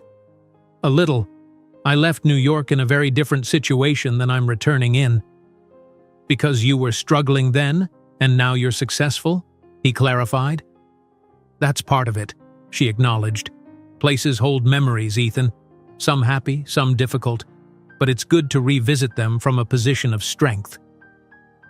As the jet cruised eastward, Olivia gazed out at the clouds below, a sense of completion settling over her. The circle that began with a desperate young woman fleeing heartbreak was closing with a triumphant return. Whatever happened at the gala, whether she encountered Richard Cooper or not, she was ready. The sleek black limousine glided through Manhattan traffic, the triplets pressed against the windows, absorbing the urban landscape with eager eyes. As they passed through the Lower East Side, Olivia spotted her old apartment building, now dwarfed by luxury condominiums. "Did you really live in an apartment that small, Mom?" Mason asked, noticing her gaze. Olivia smiled, running her hand affectionately through his hair. "Yes, sweetheart. We began with very little, but we built our own path." While the limousine advanced through Manhattan, passing ironically by the building where she once cleaned bathrooms at night, Olivia didn't imagine that in less than 24 hours her story of overcoming would become the most talked-about topic in New York high society, and the name Richard Cooper would become synonymous with national villain. The evening lights of Manhattan created a glittering backdrop as the limousine carrying Olivia and the triplets pulled up to the Metropolitan Museum of Art. Through the tinted windows, she could see the iconic steps already crowded with New York's elite, photographers lined up to capture arrivals, flashbulbs illuminating the night in rhythmic bursts. Inside the vehicle, Olivia took a final moment to herself, gathering the confidence that had become her armor. "You boys remember the protocol?" she asked, adjusting Mason's bow tie. "Stand straight, smile politely, don't fidget with the suits," Mason recited. "Answer questions clearly but briefly," added Lucas. "And stay together unless specifically instructed otherwise," Ethan finished. Olivia nodded, pride warming her chest. "Perfect. This night is important for the foundation, but it's also special because it's your first formal event in the city where you were born." The chauffeur opened the door, and immediately the sounds of the gala washed over them. Distant classical music, the murmur of conversations, the steady click of cameras. Olivia emerged first, her custom Valentino gown, a deep midnight blue that complemented her olive skin perfectly, catching the light as she stood to her full height. The triplets followed, identical in their impeccably tailored tuxedos, their cobalt blue eyes bright with excitement. Photographers immediately recognized Olivia Martinez, tech visionary and billionaire philanthropist. The flashes intensified as they captured the striking image of the single mother and her three identical sons ascending the Met steps. "Ms. Martinez, over here! Olivia, a moment for Forbes! Boys, look this way, please!" Olivia navigated the press line with practiced grace, offering just enough quotes to satisfy the media without breaking stride. The triplets matched her poise, their natural confidence belying their 11 years as they responded to questions with articulate charm.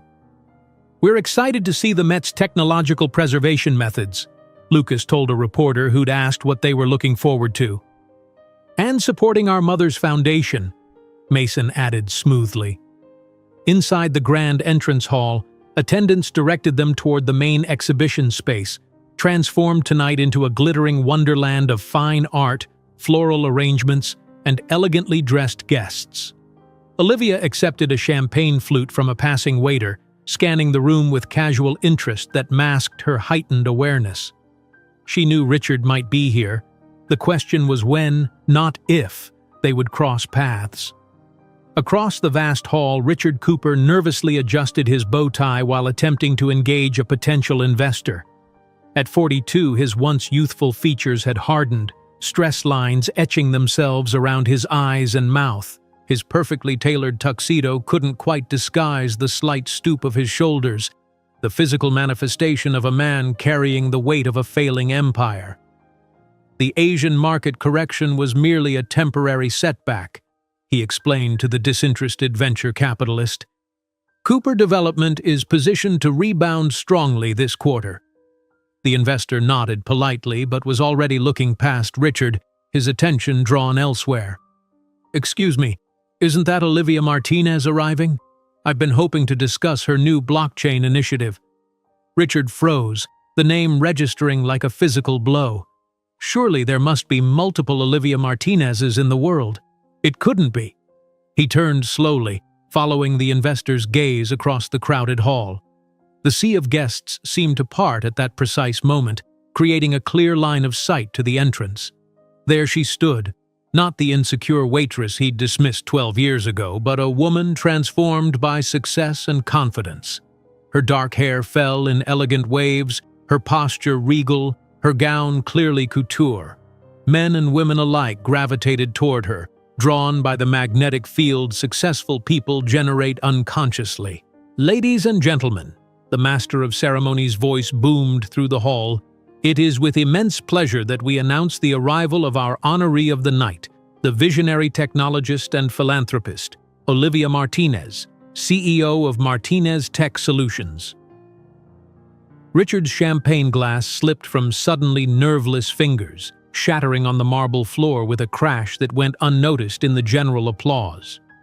It wasn't the sight of Olivia that had caused this physical reaction. It was the three young boys flanking her. Three identical boys, approximately 11 years old, with familiar chiseled features and unmistakable cobalt blue eyes. The exact shade he saw in the mirror every morning. The Cooper family trademark that had been passed down for generations. "Impossible," he whispered, his face draining of color. Those boys, those eerily identical triplets with his eyes, his jawline, even the characteristic slight tilt of the head that his father had always displayed. They couldn't be. She had taken care of the problem. He had given her money specifically for that purpose. Nearby guests glanced curiously at Richard, noting his obvious distress and the broken glass at his feet. A server hurried over with a towel, but Richard barely noticed, his gaze fixed on Olivia and the boys as they made their way deeper into the gala, accepting congratulations and introductions. With shaking hands, he calculated backward. 12 years. The boys appeared to be around 11. The timing aligned perfectly with that final night in her apartment, when he had walked away without a backward glance, tossing cash on her table with callous finality. Across the room, Olivia circulated with practiced ease, introducing her sons to influential figures in technology, arts, and philanthropy. She fielded compliments about both her professional accomplishments and her remarkable young men with gracious modesty. "Mason is our natural leader," she explained to the dean of a prestigious preparatory school. "Lucas has an inventor's mind, and Ethan sees patterns and solutions where others see only chaos. Extraordinary genetic fortune to have 3 such gifted children," the dean remarked. "Fortune had little to do with it," Olivia replied with a smile that didn't quite reach her eyes. "Dedication and hard work shaped them into who they are." She felt it before she saw it, that peculiar prickling sensation of being watched intently. Turning slightly, Olivia's gaze connected with Richard's across the crowded room. For a heartbeat, time seemed suspended as recognition flashed between them. His face, older now and strained with shock, was still instantly familiar. The handsome features that had once made her heart race now evoked nothing beyond a clinical observation of the toll time and stress had taken. Olivia didn't allow her composed expression to falter. She had mentally rehearsed this moment for years, imagining various scenarios for their inevitable reunion. Now that it had arrived, she found herself unexpectedly calm. The man who had once wielded such devastating power over her emotions now seemed diminished, smaller somehow than the specter her memory had preserved. With deliberate grace, she guided her sons toward the opposite side of the hall, acknowledging acquaintances along the way. Let him come to her, if he dared. She had nothing to prove, nothing to hide, and, most significantly, nothing to fear from Richard Cooper. Richard remained frozen in place, watching Olivia navigate the crowd with the poise of someone completely at home in this rarefied atmosphere. This self-assured woman bore little resemblance to the eager, impressionable waitress who had looked at him with such adoration. The boys moved in perfect synchronicity with her, their behavior reflecting careful upbringing and natural confidence. "Richard, darling, you look as though you've seen a ghost." His Aunt Clara's cultured voice broke through his paralysis. At 78, Clara Cooper remained the formidable matriarch of the family, her sharp eyes missing nothing despite her advanced years. She followed his gaze across the room, her expression shifting from curiosity to keen interest as she observed Olivia and the triplets. "Not a ghost, Aunt Clara, a former acquaintance." "Indeed?" Clara's perfectly penciled eyebrow arched. "The honoree, Ms. Martinez? She's causing quite a stir in financial circles. Her company outperformed Cooper Development rather significantly last quarter, I believe." Richard winced at the subtle barb.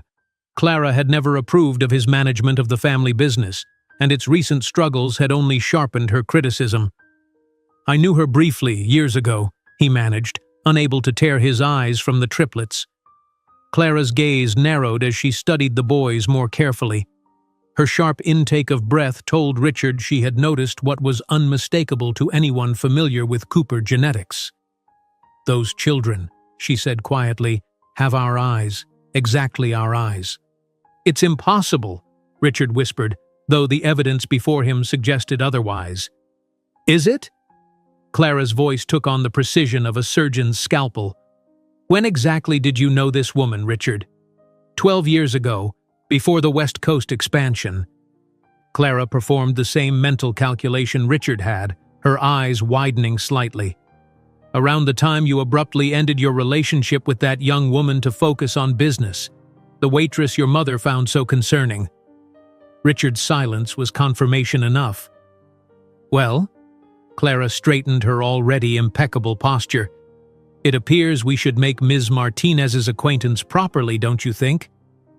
Before Richard could protest, Clara was already moving across the room with the determined gait that had intimidated board members and society rivals for decades. Richard followed helplessly in her wake, panic rising in his throat. Olivia saw them approaching, the elderly woman with obvious authority leading a visibly uncomfortable Richard in her wake. She recognized Clara Cooper from business publications, the family matriarch known for her acerbic wit and uncompromising standards. This promised to be interesting. "Ms. Martinez." Clara extended her hand with old-world formality. "Clara Cooper, I believe you're acquainted with my nephew." Olivia accepted the handshake, her grip firm and professional. "Mrs. Cooper, a pleasure. Yes, Richard and I knew each other briefly, many years ago." Richard stepped forward, his complexion ashen. "Olivia, it's been a long time." "Indeed it has," she replied with polite detachment, as though addressing a casual business contact rather than the man who had once shattered her world. "Mr. Cooper, I believe you haven't met my sons." She gestured to the triplets who had instinctively moved closer to her, sensing the undercurrents of tension. "Mason, Lucas, and Ethan." The boys offered perfect handshakes and polite greetings, studying Richard with open curiosity but no recognition. To them, he was simply another adult in their mother's extensive professional network. Your sons are triplets?" Richard stammered, unable to mask his shock. "Yes, my pride and joy," Olivia answered calmly. "Boys, Mr. Cooper is an old acquaintance." Clara's shrewd eyes moved between the boys and Richard, her expression calculating. "Fascinating family resemblance," she observed, the implication crystal clear. "How old are these fine young men?" "They just turned 11, Olivia replied, meeting the older woman's gaze steadily. 11 years. Clara tapped one manicured finger against her chin. "That's a remarkable coincidence. It was approximately 12 years ago when Richard ended his relationship with a young woman to focus on the West Coast expansion, wasn't it, dear?" The deliberate emphasis on her last word carried decades of practice in exposing uncomfortable truths at social gatherings. Richard's face flushed deep red, then drained to ghostly white. "Aunt Clara, perhaps this isn't the appropriate venue," he began desperately. "Olivia," Richard interrupted, his voice dropping to an urgent whisper as he grasped her elbow. "We need to talk privately. Are they mine?" The silence that followed his question seemed to expand, creating a bubble of tension amid the gala's elegant chaos. Other guests began to notice the unusual tableau: the honoree, the triplets, the aging matriarch, and the increasingly distressed Richard Cooper. Mason, the most protective of the triplets, stepped forward slightly, his young brow furrowing at the sight of this stranger's hand on his mother's arm. Olivia gently but firmly removed Richard's grip from her elbow. "Now is neither the time nor the place, Richard," she replied, her voice low but perfectly audible to those nearby. "You lost the right to that conversation when you handed me cash to solve the problem 12 years ago." The words fell like stones in the elegant environment. Mrs. Montgomery, the evening's largest donor and well-known women's rights advocate, stood close enough to overhear, her expression transforming from shock to undisguised contempt as she regarded Richard. "Ms. Martinez," the event coordinator approached, oblivious to the tension, "we're ready for you on stage in 5 minutes." "Thank you," Olivia nodded, grateful for the timely interruption. "If you'll excuse us," she added to the Coopers, placing a protective hand on each boy's shoulder. As Olivia and the triplets moved toward the stage, whispers erupted in their wake. The New York elite, always hungry for scandal, had just been served a feast. Richard stood frozen, aware of the curious and increasingly judgmental gazes directed his way. Clara leaned close to his ear, her voice frigid. "It appears your poor decisions extend beyond business investments, nephew. The board will be most interested to learn about the 3 Cooper heirs you've neglected for over a decade." While Olivia ascended to the stage to deliver her acceptance speech, the murmurs were already uncontrollable. The story of the abandoned waitress who became a billionaire and now surpassed in wealth and influence the man who had rejected her circulated in enthusiastic whispers. For New York society, there was no more delicious entertainment than the moral downfall of one of their privileged members. The morning sun streamed through the floor-to-ceiling windows of the peninsula's presidential suite, as Olivia stood looking out at the Manhattan skyline. The glittering towers of Midtown caught the early light, transforming glass and steel into gold. Last night's confrontation at the Met Gala still hung in the air like perfume, too potent to ignore. Already her phone had been buzzing incessantly. Notifications from news alerts, messages from friends and colleagues, and increasingly urgent texts from her PR team. "Ms. Martinez," James appeared at her elbow with a tablet. "I think you should see this." The screen displayed headlines from every major gossip site and several respectable publications. Tech billionaire's secret, Martinez triplets revealed as Cooper heirs. The waitress who became a billionaire, Olivia Martinez's revenge. Cooper development stocks plummet following Met Gala revelation. Olivia scanned them with a composure that belied the storm of emotions beneath her surface. She had anticipated publicity, but the velocity and intensity of the coverage surprised even her. The share price of Cooper Development dropped 7% in pre-market trading, James reported quietly. Their board has called an emergency meeting. Before she could respond, the door to the boys' adjoining suite opened. Mason entered first, as he always did, followed by his brothers. Despite the expensive hotel bathrobes and sleep-tousled hair, they looked suddenly older to Olivia, as if the previous night had accelerated their journey toward adulthood. "Mom," Mason began, his voice betraying unusual hesitation, "there's something we need to ask you." Olivia gestured to James, who nodded discreetly and withdrew. She sat on the plush sofa, patting the spaces beside her. "Come sit with me. I imagine you have questions after last night." The triplets exchanged glances, that silent communication that had always fascinated and occasionally unnerved her.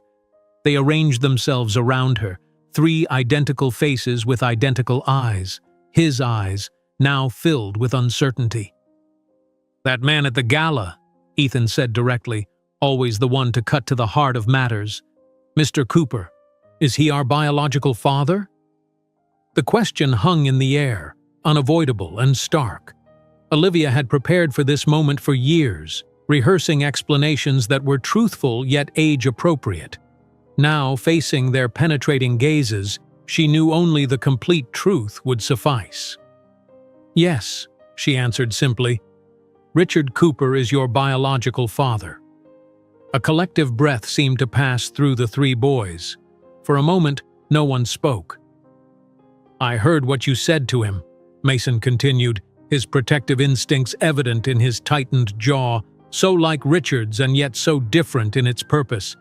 "About him giving you money to solve a problem. Was the problem us?"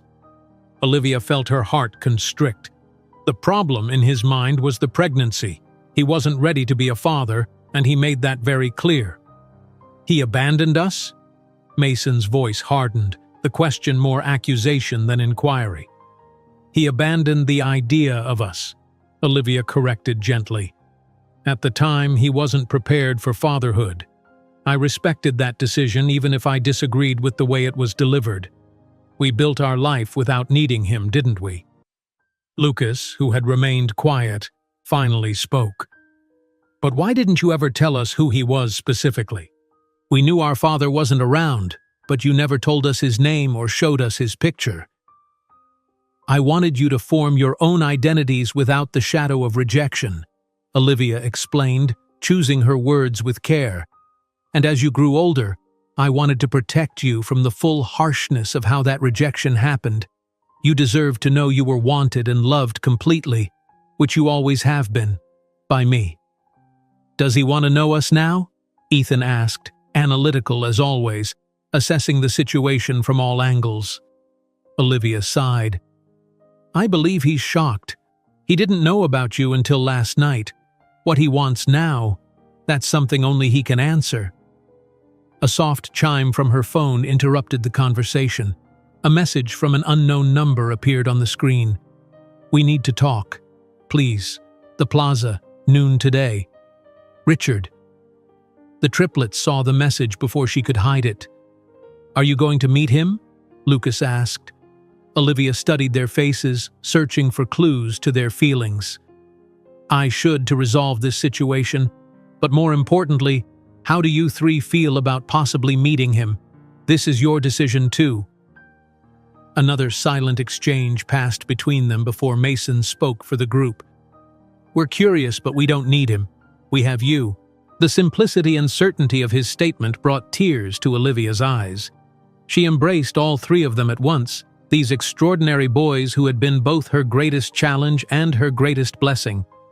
"I love you," she whispered. "Whatever happens next, that never changes."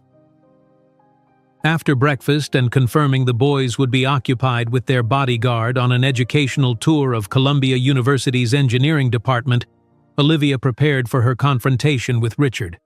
She chose her outfit deliberately, a crimson Armani suit that projected confidence and power, accessorized with a simple diamond pendant that had been her first significant purchase after Martinez Tech went public. The plaza's opulent lobby buzzed with the usual mixture of tourists and wealthy guests. As she crossed the marble floor, Olivia noted several surreptitious glances and whispers. News traveled fast in New York, especially scandalous news involving billionaires. Richard waited in a secluded corner of the hotel's famous Palm Court, nervously adjusting his tie. The 12 hours since the gala had clearly taken their toll. His complexion was ashen, dark circles shadowed his eyes, and his normally impeccable appearance showed signs of hasty assembly. "Olivia," he stood as she approached, his voice carrying a desperation she had never heard from him before. "Thank you for coming." She took the seat across from him, maintaining professional distance. "You said we needed to talk. I'm listening." Richard glanced around anxiously. "Perhaps somewhere more private? The press." "I'm not hiding, Richard," she interrupted calmly. "I have nothing to be ashamed of." His shoulders slumped slightly. "No, you don't. But He stopped, seeming to struggle with words that didn't come easily to him. "Those boys, they're really mine?" "Biologically, yes. In every other meaningful way, they're mine alone." "I need to know them," he said, leaning forward. "They're my sons. I have rights." Olivia studied him with clinical detachment. "Rights? Interesting that you mention rights now, after 12 years. They have my surname, Richard. Legally, you have no rights after denying paternity and never contributing to their upbringing." "I can go to court," he threatened, a flash of the entitled man she'd once known breaking through his desperation. "You could try," she acknowledged with calm confidence. "I have the best attorneys in the country. But more importantly, I have all your messages, emails, and a recording of our last conversation where you offered me money to abort. Do you really want that made public? Would Cooper Development survive another scandal?" The color drained from his face. "What do you want from me? Money?" Olivia couldn't suppress a genuine laugh. "Richard, my company is worth 3 times what yours is in its entirety. What exactly could you offer me?" "Then it's revenge?" he asked, his voice dropping to a whisper. "Destroying my reputation?" "No," she replied with surprising honesty. "This isn't about revenge. It's simply life. You made your decision 12 years ago, and I made mine. I built a fulfilling life, a successful company, and raised 3 wonderful sons. I don't harbor resentments, only indifference." The word indifference seemed to strike him physically. Anger, hatred, desire for revenge, all these he could understand, perhaps even respect. But indifference meant he simply didn't matter anymore. "They're Coopers," he insisted, grasping at straws. "They have Cooper blood, Cooper eyes. They deserve the Cooper legacy." "They're Martinez men," Olivia corrected firmly. "The name they've grown up with, the values they embody, the future they're building, all Martinez. Your contribution was biological, nothing more." "Do they want to meet me?" Richard asked, his voice almost pleading. "They know who you are now," Olivia replied, rising from her seat. "The decision to know you better is theirs. Mason suggested lunch tomorrow before we return to San Francisco. If they want to develop a relationship after that, I won't stand in the way, but I also won't force one." As she turned to leave, Richard called after her. "My fiancé canceled our engagement this morning. The board is questioning my position. Everything's falling apart because of last night." Olivia paused, looking back at him with something almost like pity. "No, Richard. Everything's falling apart because of 12 years ago. Last night was simply the bill coming due." The following day, under the crystal chandeliers of the peninsula's private dining room, 3 11-year-old boys sat across from the man who had contributed half their genetic material. The atmosphere was cordial but cool, like a business meeting between parties with limited mutual interest. Richard had clearly prepared, bringing photographs of Cooper ancestors to highlight the family resemblance, speaking enthusiastically about the legacy of Cooper development, and awkwardly attempting jokes that fell flat against the boys' measured politeness. "You have your grandfather's analytical mind," he told Ethan, who responded with a non-committal nod. "Mason, you'd make an excellent CEO someday," he ventured, receiving only a raised eyebrow in return. "Lucas, your mother tells me you're interested in engineering. The Coopers have always had a talent for building things," he tried again. "Mom's the engineer in our family," Lucas corrected mildly. "She built an entire technology ecosystem from nothing. I learned from her." Olivia observed the interaction from the end of the table, intervening only when necessary. The boys were neither hostile nor enthusiastic, simply curious, as if studying an interesting but not particularly relevant specimen. When lunch concluded, handshakes were exchanged with formal courtesy. No hugs, no promises of future bonding activities, no emotional breakthroughs. The triplets had satisfied their curiosity about their biological origin and found it largely unexciting compared to the life they already had. "If you want to email sometimes, that would be okay," Mason offered as they prepared to leave, the most generous concession of the afternoon. That evening, the Martinez private jet carried them back to San Francisco. As the Manhattan skyline receded beneath them, Olivia felt a weight lifting, not because she had triumphed over Richard, but because she had finally, completely transcended him. In San Francisco, she immediately returned to business. The acquisition in New York was finalized, adding substantial value to Martinez Tech's portfolio. A video conference with international investors confirmed expansion into European markets. On her desk, a framed photograph showed her and the triplets laughing during their annual trip to help build schools in Central America, part of the foundation's philanthropic mission.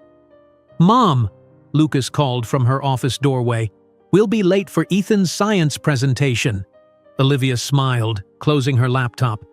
The events in New York already seemed distant, almost irrelevant. Richard Cooper was merely a footnote in her success story, a man who failed to recognize the treasure he held until it was far too late. As she drove to school with her sons, Olivia felt complete freedom. It wasn't about revenge or settling scores. It was about building a life so full and meaningful that the abandonment of the past had become irrelevant. The true victory wasn't in confronting Richard, but in completely transcending the power he once held over her. The morning after the flight back to San Francisco carried with it a sense of new beginning. Olivia woke before her alarm, the events in New York now settling into perspective like sediment after a storm. Seeing Richard, confronting the past, had been necessary, but now it was time to move forward, completely unencumbered by what had once been. "Mom?" A soft knock at her bedroom door preceded Mason's entrance. Already dressed in his school uniform, he carried a tray with coffee and toast. "We made you breakfast." Behind him, Lucas and Ethan appeared, their expressions revealing a mixture of hesitation and determination. "We've been talking," Mason continued, setting the tray on her bedside table. "About yesterday and him."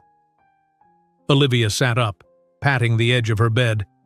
The 3 boys arranged themselves around her, a protective constellation that warmed her heart. "We think we should meet him again," Mason said carefully.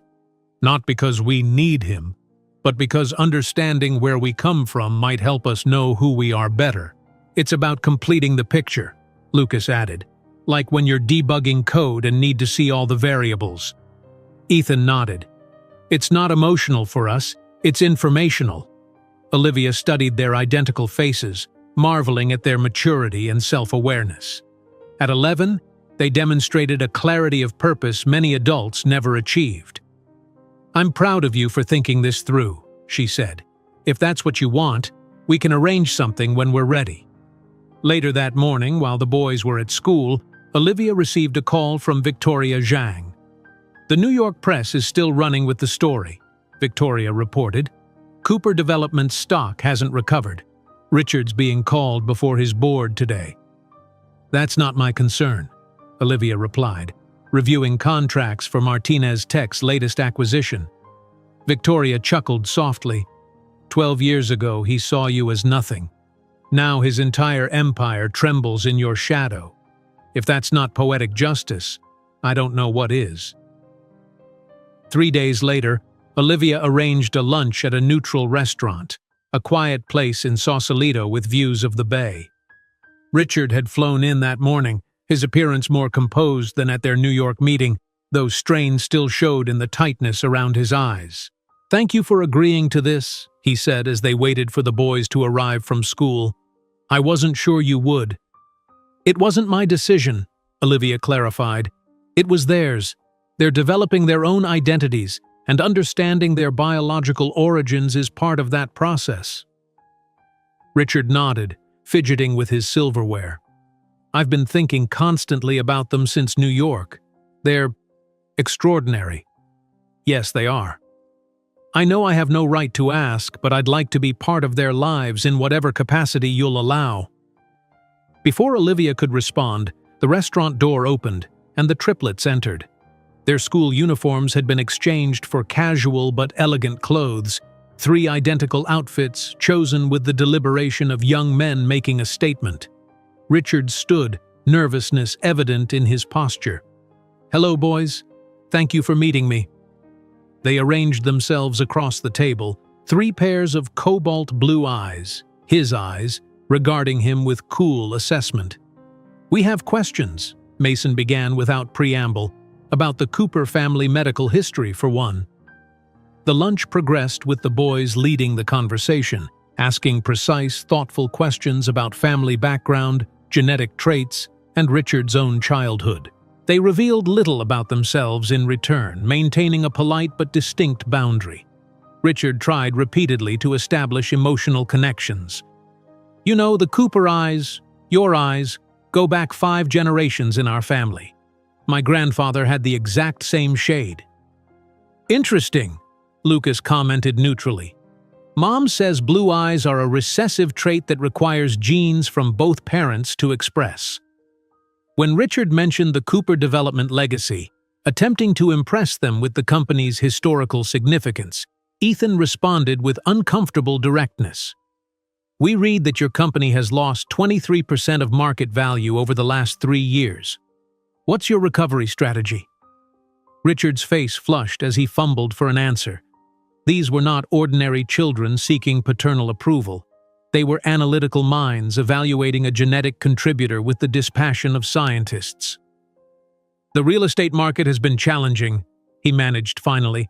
We're diversifying into new areas. Adaptation is essential for survival, Ethan nodded, as if making a mental note. As dessert arrived, Richard made one last attempt at connection. I hope we can do this again. Perhaps I could show you New York properly next time. The Cooper building has been our headquarters for 3 generations. Mason exchanged glances with his brothers before responding. We've learned that legacy isn't what you inherit, but what you build. Our mother taught us that. The meal concluded with handshakes rather than embraces, the boys thanking Richard for answering their questions with the polite formality of business acquaintances, concluding a moderately successful meeting. As they departed, Richard called after them, I'd like to email sometimes if that's okay. Mason turned back, his expression thoughtful.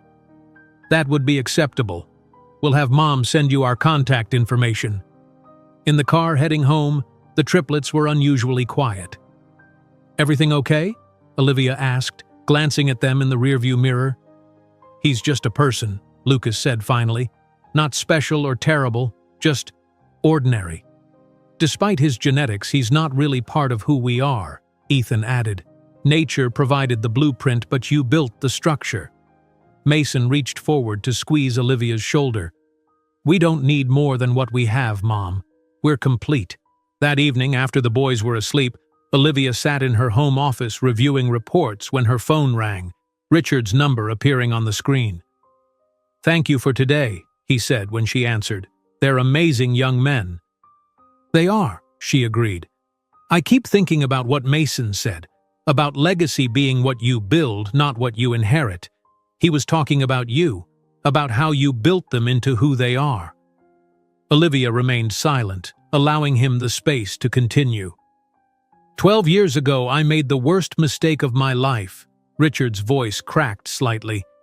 I threw away something precious because I couldn't see past my own ambitions and family expectations. We can't change the past, Richard. No, but I'm hoping to have some small place in their future. I don't expect forgiveness or a relationship with you, just some connection to them. That will be their decision as they grow older, Olivia replied. I won't influence them either way. The conversation ended soon after, leaving Olivia contemplative. She felt no satisfaction in Richard's regret, no vindication in his suffering. The anger and pain that had once driven her forward had long since transformed into something else: determination, purpose, and eventually, peace. 3 weeks later, an email arrived from Richard containing scanned Cooper family photographs and medical records he thought might interest the boys. Olivia forwarded it without comment, allowing them to decide how to respond. Mason, after consulting with his brothers, sent a polite thank you note and a school photograph in return, a minimal acknowledgement of the tentative connection being offered. It was neither rejection nor embrace, merely cautious acceptance of a biological fact. He wants to send birthday gifts next month, Mason informed Olivia one evening. We told him donations to the foundation would be more appropriate. Olivia smiled at their practical wisdom. That was thoughtful. We don't need more stuff, Lucas shrugged. But the foundation helps people like you were once. It makes more sense. Life settled into its rhythm once more. Martinez Tech continued its expansion, developing new technologies that further revolutionized the gig economy workplace. The Triplets excelled in their advanced programs, each developing their unique talents while maintaining their extraordinary bond. She closed the notification without emotion. Richard's failures were his own, just as her successes belonged to her.